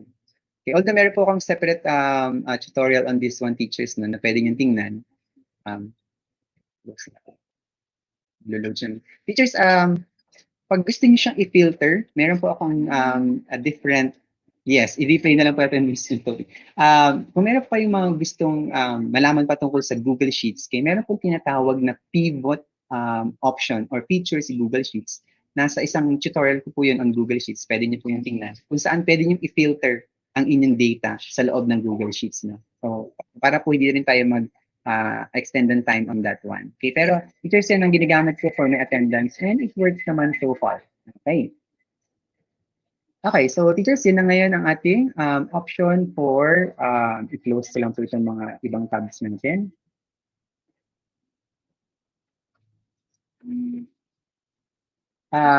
Professor Parish, later po, we will release your form. Now, teachers, punta na tayo ngayon sa sum of our medyo napagod na po ako, no? Puntahan na po natin, teachers, ngayon yung ating add-ons. Kasi itong mga add-ons na to, mag-enhance ng ating features ng Google Forms natin. So, teachers, punta tayo dun sa ating 3-dot menu sa right side. So, yan po. Click lang po natin, teachers. Meron tayo dito yung option na tinatawag na add-ons. Yan po ang mag-enhance ng inyong Google Form experience. I-click lang po natin yan. Basically, teachers, what we do here sa add-ons is that it will link you to applications na pwede nyong gamitin, okay, para ma-enhance natin ang functionality ng ating Google Form. Okay, so unang-una natin gawin, yung ating unang i-add ay yung tinatawag na form limiter. Okay, so meron na po tayong tatlong i-explore ngayon, teachers na. So sa form limiter, teachers, sorry, ito pala ay naka-disable sa aking account na to. No? Punta po tayo sa aking different account. Okay. Kasi po ang ginagamit ko ngayon ay aking Google Certified Innovators account, teachers. Okay. So basically, teachers, no, yung mga add-ons natin, ang mga add-ons natin, teachers, ano yan, mga applications na ginagamit natin to enhance ang ating, yung functionality ng ating Google Forms. Okay. So nakita natin dito, teachers, kanina, gagawin lang po natin when we click on the add-ons is to install it. Although hindi ako ina-allow ngayon ng aking account. Okay? Pero normally, teachers, no, dapat you will be allowed to do that. Okay? Okay, once you're done installation, teachers, okay, lalabas po yan. Nasa po tayo sa isang form ko. Okay. Now, teachers, kapag nakapag-install na po kayo ng inyong mga add-ons, lalabas po yung mga add-ons nyo dun sa upper right corner. Okay, so magkakaroon po kayo ng button doon sa taas kay ng mga add-ons nyo. Okay. Hintayin lang po natin. Naglo-load lang po ang aking Google. Yan. Speakers dito na. Yan. So pag na-install niyo na po ang inyong mga add-ons, meron na po kayong new button sa taas. Yes, I hope you're safe po dyan sa mga umuulan na lugar. So click lang po natin. At nakikita niyo na po, teachers, ito na po ang aking mga add-ons na inad sa aking Google form. Okay, so, and teachers, this is per account, no? So, ibig sabihin, sa account niyo po sa inyong Gmail, doon niyo lang po ina-add yung inyong add-ons. Okay? So, unahin po natin, teachers, yung form limiter. Okay, so may mga nag-ask po kanina, can I limit the form? Okay, so the time, okay, pwede po yan. Ito, teachers, yan. Pag inad niyo po yung form limiter, pwede na po kayo mag-set ng limits. So, example po, i-check na, i-click po natin yung set limit. At lalabas po yan sa lower right. So, dito po, teachers, sorry. Sa lower right natin, lumabas ngayon yung form limiter. Okay, how to set it. Okay. So, i-click lang po natin. So, meron po kayong tatlong option, teachers, no? How to limit it. It's either by date and time, number of form responses, sheet cell value. So, for example, explore natin yung date and time. Ayan. So, for example, itong test na to would only be available on 23. Okay. And then, pwede po tayo mag-set ng time natin. For example, this would be in the morning. Okay. 9:30 until 9:30. Okay. Okay, so ibig sabihin, teachers, no, pag i-release niyo yung form at 9 o'clock, the students will only have 30 minutes to take it. Right? So isa po yan sa mga ways para ma-prevent natin sila from cheating or doing something else sa ating mga tests. So nag-set po tayo ng mga tests natin. No? Save and enable lang po natin. Okay na po. Yung form na to, teachers, will now be limited until 9:30 on August 23. That's going to be tomorrow. Okay, so 9:30 a.m. Of course, teachers, no, siguraduhin lang po natin na ma-release yung ating form before 9:30 or 30 minutes or 1 hour before your test. Okay. Next po natin, teachers, of course, pwede rin po yung number of responses. Okay. That's why, teachers, ang ating mga portals, di ba? If you can recall, lagi po merong 1,500 limit ang ating portals. Ano po yan? Miss Lay, kailangan nyo lang pong kausapin ng inyong administrator. Okay. Ako po kasi Google ang nagmamanage ng aking ng isa kong account. So, hindi ko po sila pwedeng kausapin. Pero you can talk to your administrators, your IT administrator. They usually have para ma-whitelist itong si form limiter. Pag sinama na po yan sa mga whitelisted applications, pwede nyo na po yan i-download. Okay? Next po natin, teachers, meron po tayong tinatawag na form publisher. Okay? Sir, can I view the quiz we made in Students View with the time limit so before sending? Yes po, i-preview nyo lang po yung inyong test at matitake nyo po yan given the time. Okay? Pero si Miss, no, yung time limit hindi po kasi magsiset po yan during the time na sinet nyo po siya. If you want to practice it, you can set it a little earlier and i-test nyo po it against using yung preview option natin. Okay. Yung next po natin, teachers, is the form publisher workflow. Okay. Ito naman, teachers, ang ganda rin ito kasi ang ginagawa ni form publisher is basically to convert your data, okay, into, ito po, Google document, Google Sheets, or even Google slide. Okay. So for example, itong data na to, okay, gusto ko mapunta siya sa isang Google document. Okay. So hintayin natin na nag-generate lang si form publisher. So teachers, maganda to. Itong form publisher, maganda siya, for example, if you want to release, for example, reports. Yung example, gusto nyo mag-release ng reports ng mga students nyo on how they did in the quiz. Okay? So pwede nyo po yung i-release as a form para sa kanila. Okay? So for example, ito na, nakapag-generate na si form publisher ng template para sa akin. I can view the template. So if I can click on edit. You can also change the response data into graphs. Yes po, Sir Ronnie, pwede po. Okay? Kanina po pinakita ko na mayroong automatic analytics si Google Form. Yan, teachers. So makita niyo, teachers, dito. eto na ngayon ang template ni form publisher. So, you can send it to your students. So, ang mangyayari, pagkatapos ni student magsagot ng inyong Google Form, ipapadala to sa kanila ni Google Form. Okay, so yung for example, summary ng kanilang mga sagot, etc. Okay, so dito po nakalagay, teachers ito, pag i-edit po natin ang mga forms natin, wag po natin gagalawin yung mga brackets, okay? So nakita niyo po teachers na yung mga brackets na yan, wag po natin gagalawin yan kasi yan po ay tag. Okay, so ginagamit po yan ni Google, ni Form Publisher to insert yung mga data na kailangan niya. Okay? So for example dito, ano lang natin, yan. So example dito teachers, no? Dito papasok yung yan, dito nakalagay yung teach na today. So yung date ng time na nag-take in student. Dito papasok yung class number niya, yung name niya, yung attendance niya, at saka yung day-to-day. So maganda po to if you are going to send reports to your students. Okay, so hindi na rin po kayo may problema teachers. Automatic din po. After for example, nagpa-test kayo dito, automatic magpadala ng report si Google Forms gamit ang form publisher para sa inyo. Okay? So that's a sample for Google for form publisher. Pwede rin po siyang PDF, pwede rin siyang um, Google Slides or Google Sheets. It depends na teachers no, what kind of form na gusto niyo ipadala sa inyong mga students niyo. Anyway, ang maganda doon, hindi niyo po kailangan mag-manual ng mga reports para sa mga students niyo. Okay? And last one natin, pwede rin po kayo magpadala ng mga dalawa pa pala to. Unahin mo natin si Certify M. Certify them.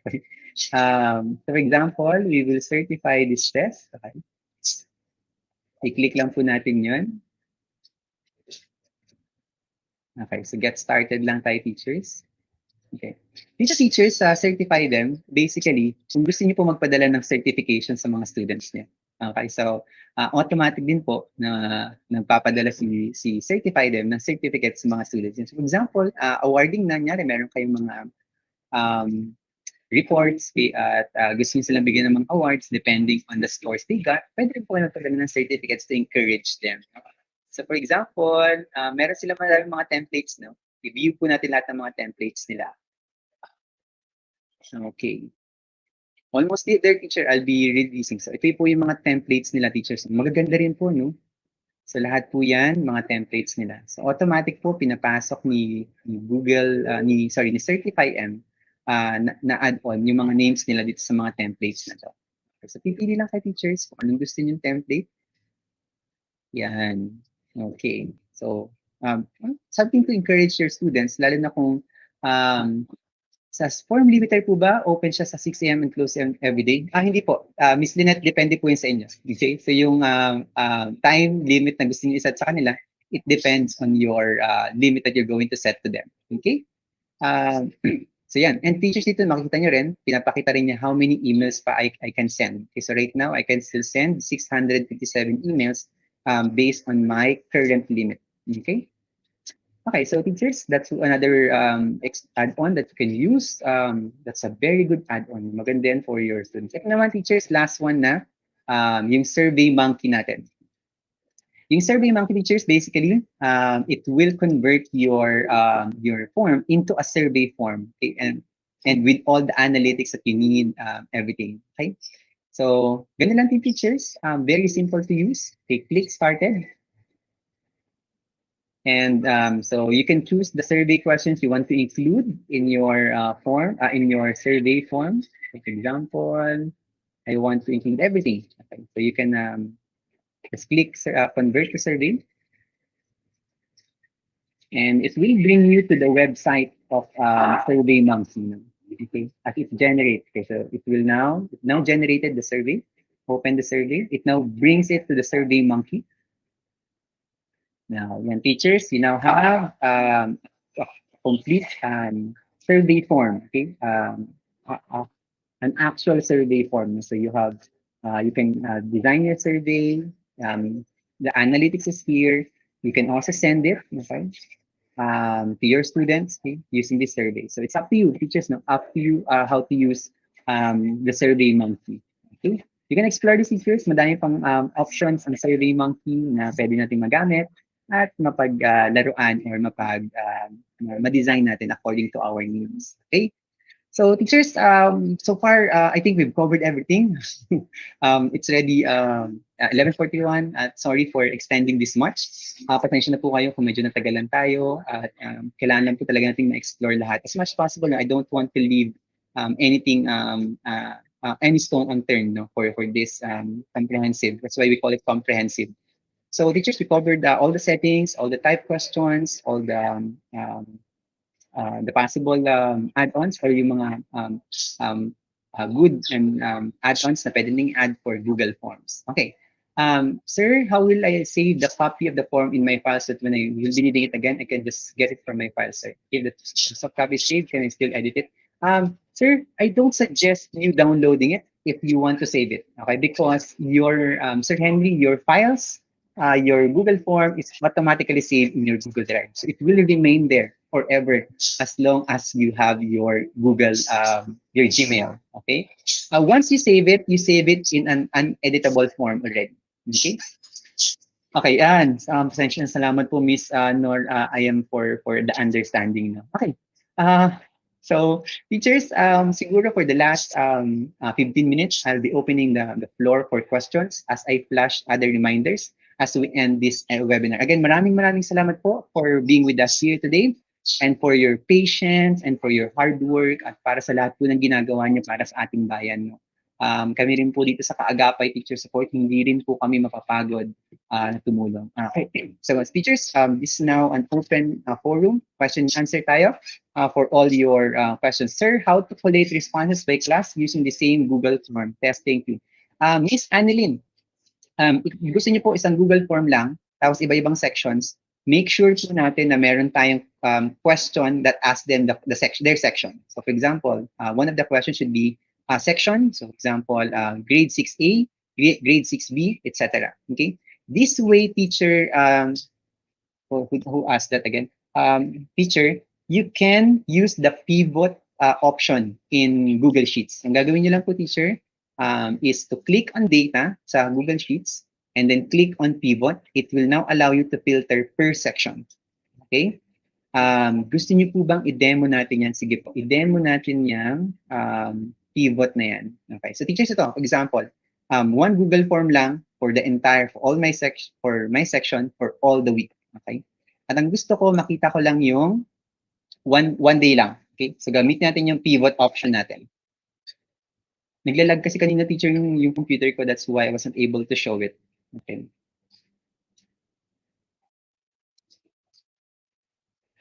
Okay.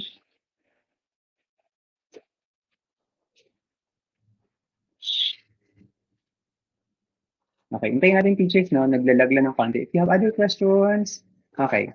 Ito na teachers. So pag nandito po kayo sa Google Sheets niyo, okay? Sinta po kayo ng data, okay? Okay, so click niyo lang teacher yung data, okay? And then meron po kayong option dito nakalagay, pivot table, okay? So teachers, ito lang yung kailangan nyo gawin. Kung gusto niyo po one Google form, pero for example, multiple sections or multiple days, i-click nyo lang po yung pivot table na yan. Okay? And what it will do, it will bring you to, okay, it will bring you to a different, yan, okay, a new form. Okay? So click lang po natin. Medyo naghahang lang ng konti yung computer ko, teachers. Okay. So teachers, ito na yung pivot table natin. Okay. Ang gusto ko, teachers, gusto ko lang makita. Okay, bakit unavailable for install po? Miss Melanie, malamang po naka-whitelist po sa inyo ang mga add-ons na to. So kailangan niyo pong kausapin si administrator para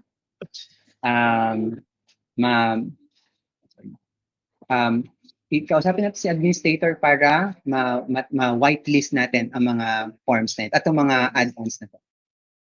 Okay. Teachers, nag-ano lang, no? Naglalag yung aking computer for a while. Okay.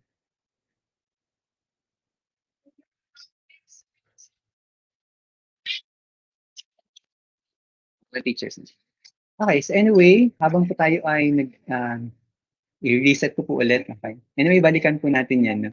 Para po makita. Pero again, teachers, no, using pivot table, I have a Google Sheets tutorial for that. You may want to check that on.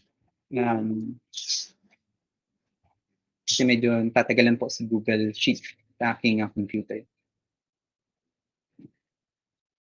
I-close lang po natin. Okay. So teachers, once nakapaggawa po kayo ng pivot table, lalabas po yun sa ilalim. So makita niyo po dito teachers na meron akong pivot table sa ilalim. Okay? So ibig sabihin teachers ng pivot table, okay? What it does is it allows you to filter certain data dun sa inyong Google Sheets. So for example nga, kung marami kayong mga sections, pwede niyo pong gawin na anong best to do check natin sa Google Classroom. Ito na po, Sir Dens. Ito na po ang pwede niyong gamitin. Gamitin niyo po ang Google Forms for checking attendance. Kasi link lang yung kailangan niyo bigay sa kanila.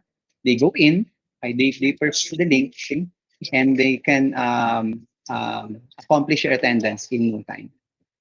Teachers, mukhang hindi nakikisama po sa atin ang Google Sheets ngayon. No? Naglalag po siya sa aking computer. So, I apologize for that. Okay? Anyway, one last time.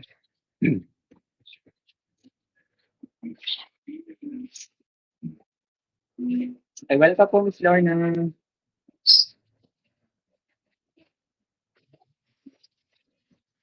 Mukhang ayaw niya, teacher. Ayaw makisama ngayon. Ayan. Check natin. One last time. Let's check this pivot table options. So kanina po may nagtanong, paano po if one Google form pero for all sections? So again, make sure lang po natin na meron tayong mga tanong na mayroon tayong tanong dun sa Google form na not ask them their section para we can separate them. In this case, teachers, what we can do now is to pag teachers no nangyari kanina, from your data, I go to data sa taas, I check on pivot tables, okay? And then it will generate a pivot table sa me. Dito teacher, meron kayong tinatawag na filter. Okay? So mag-add lang muna po tayo ng rows. Lagyan natin yung names ng mga students natin.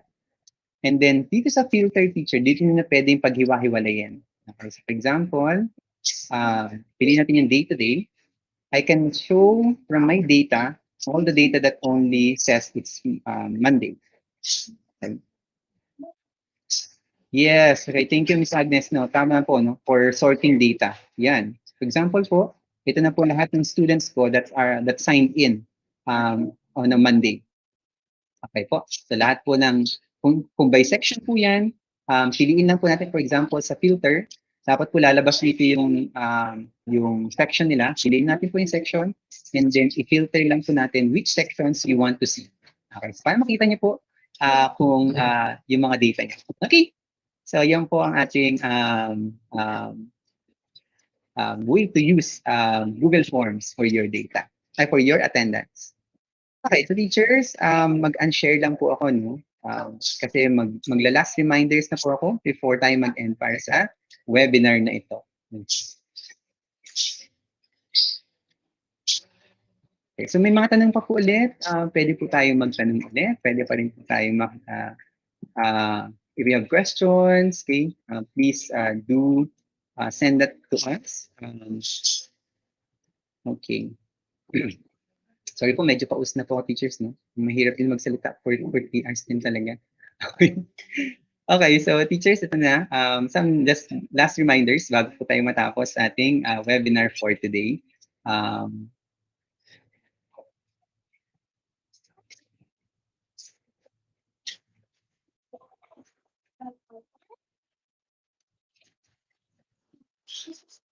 Okay, so teachers, may mga questions po ba na? Why sometimes hindi po lumalabas ang name ng form pag sinend na? Siguro po lang, refresh lang. Kasi hindi naman po, minsan na mawala lang siya. Okay? Pero dapat po lumalabas po yun. Sir, sa add-on po ng form publisher, individual data po ang sumasagot and pwede na ma-access or ma-generate po. Yes po, individual data yun papadala sa kanila. Okay, so pag sagot po nila, papadala po sa kanila yung form or yung kanilang scores. Okay. Ano po ang timestamp? Timestamp po basically is what time they answered your form. Topic po for next Saturday, discussing it in a while po. Paano po mag-register? As long as you like our page, okay, follow our page, and click join to the events. Okay na po kayo. Good to go na po kayo. Okay, yan, teachers, siguro ano lang, share lang ako ng last, natin, before tayo mag-end. Okay, so teachers, next week, I'll be seeing you again for our comprehensive Google Sites walkthrough naman, building your contents online. Ano? Okay, so while I'm flashing this po, no, let me answer some other questions. Okay, maraming salamat po. Yes po, welcome po sa ating lahat. Hindi po kami basta-basta mapapasok. Okay. May additional fee ba ang school pag mag-add ng add-ons? Wala po dapat, Miss Regina. Kasi kailangan niya po i-open at i-add sa whitelist.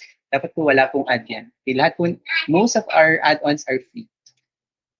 Lahat po ng add-on, need po ng account to sign up or automatic po sa forms. It depends na Miss Cherry kasi minsan naka-whitelist, nakasama sa whitelist hindi nakasama sa whitelist yung mga application. So dapat niyo pong i-kausapin ng inyong administration. Pero dapat po wala rin pong limit yan. Kasi paano po ma-consider sa inyo? Miss Annabelle, just answer our evaluation and make sure that we pass our assessment. If we do, we'll send it to you via your email in 5 to 7 days. Okay po. So next week, teachers, I'll be seeing you again for our comprehensive Google Sites walkthrough. And of course, abangan po natin ang September series natin, the 4 C's of 21st Century Learning series natin. You can get that or see all the details in our website, in our page. Okay, so that will be all the reminders and tips. And I will be, so this is now your evaluation link sa lahat po ng mga nandito, all 700 of us. This is an exclusive evaluation for all of you para po kayo ma-prioritize sa ating evaluation. Yes po, maraming salamat. Apo. So yan teachers, habang po na pina-flash ko ang ating evaluation link, feel free to ask questions. Nandito pa rin po ako to answer your questions. Go ahead po. And for those na wala naman po, you can now do our evaluation for this webinar, and I'll be sending your certificates as soon as possible. Okay? You can also scan the QR code okay? For easier access of the form. Okay? Yes po, Sir Glenn, maraming salamat po. Thank you po. No? Pasensya na po ulit kung umaabot tayo ng 3 hours. Alam ko po na ang dami niyo pong kailangan gawin. Lalo po, mga nanay, tatay, po tayong lahat, kapatid, anak. Have so many responsibilities to do. Kayo na po, nakita niyo yung mga anak ko. But thank you so much for being with us here. And we will continue to work hard for all of you. Alam ko medyo mahirap din ang ating pinagdadaanan bilang mga guro, but please continue what you're doing. You are Miss Annabelle, ano lang po, tapat niyo lang po yung sa camera niyo po, pwede niyo po yung scan or kung hindi po automatic sa camera, download lang po kayo ng QR scanner. Yes, ayun po. Welcome po sa ating lahat. Miss Regina, yes po, dapat po na-send na po sa inyo. Please check your spam folder dahil po kami ay nagpapadala ng mass sending emails. Usually napupunta sa aming sa spam folders ng mga participants ang mga certificates niyo.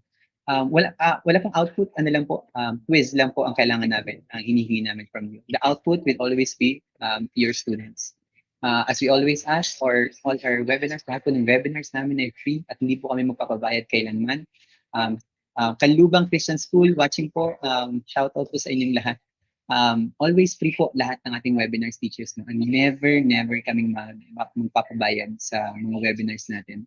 And siguro po, and marami rin nagtatanong, may CPD units na po ang aming seminar.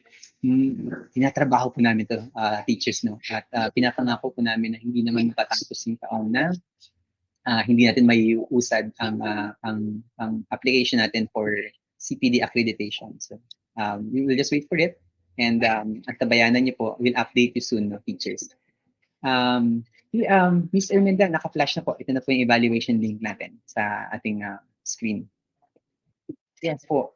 Teachers, hiling po namin lang is that always be strong, stay determined. Kung ano man pong hirap na pinagdadaanan natin, please po, tuloy lang po natin kasi kayo po talaga ang talagang tunay na pag-asa nito. Laptop, Sir Vinante, copy lang po natin yung link. Okay, so yung http bit.ly, okay, that's already also a URL. It will bring you to the evaluation site po. So two options po yan. Welcome po, maraming salamat po Miss Melanie. No?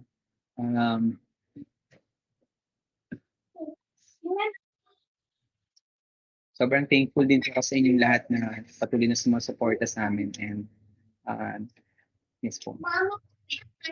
Isa po, ano po ba kailangan yung tulong? Bukas po yung page namin. Okay. Ano po ang best feature nito na ma-apply po namin sa modular distance learning? Miss Marge, ang pinakamagandang feature po nito number one is that it allows you to give feedback to your students. Kasi meron siyang immediate feedback mechanism. Ibig sabihin, hindi kailangan maghintay ni students ng feedback or for you to check your assessments. Kasi ibig sabihin, the moment na makakuha ni student sa kanyang Google Form, sagutan nito, nakakakuha niya agad siya ng feedback kung tama siya or mali siya. Dun sa add feedback feature, pwedeng kayong mag-add ng mga customized feedback para alam ni students exactly bakit mali yung sagot niya, etc. So that way features, it allows us to, kasi isa yan sa mga importanteng elements ng modular format or modular or distance learning modality, allowing us to be able to give feedback to our students, okay, despite the distance. So siguro po, Ms. March, sana po nasagot ko ang tanong yun.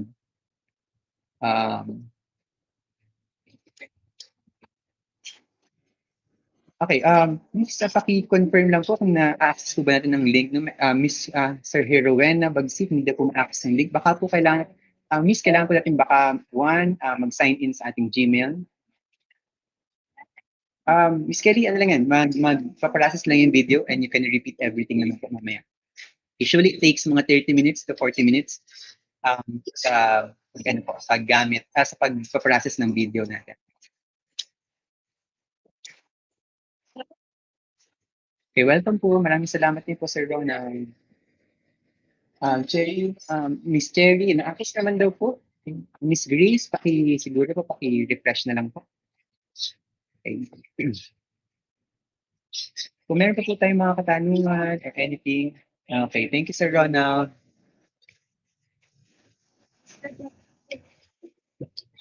Shout out po tayo sa mga schools natin, no? I-mention po natin. Thank you. Welcome po, maraming salamat din po. Ito lang teachers na pag minsan pagod na po ako at minsan yung suko na sa mga pagsubok.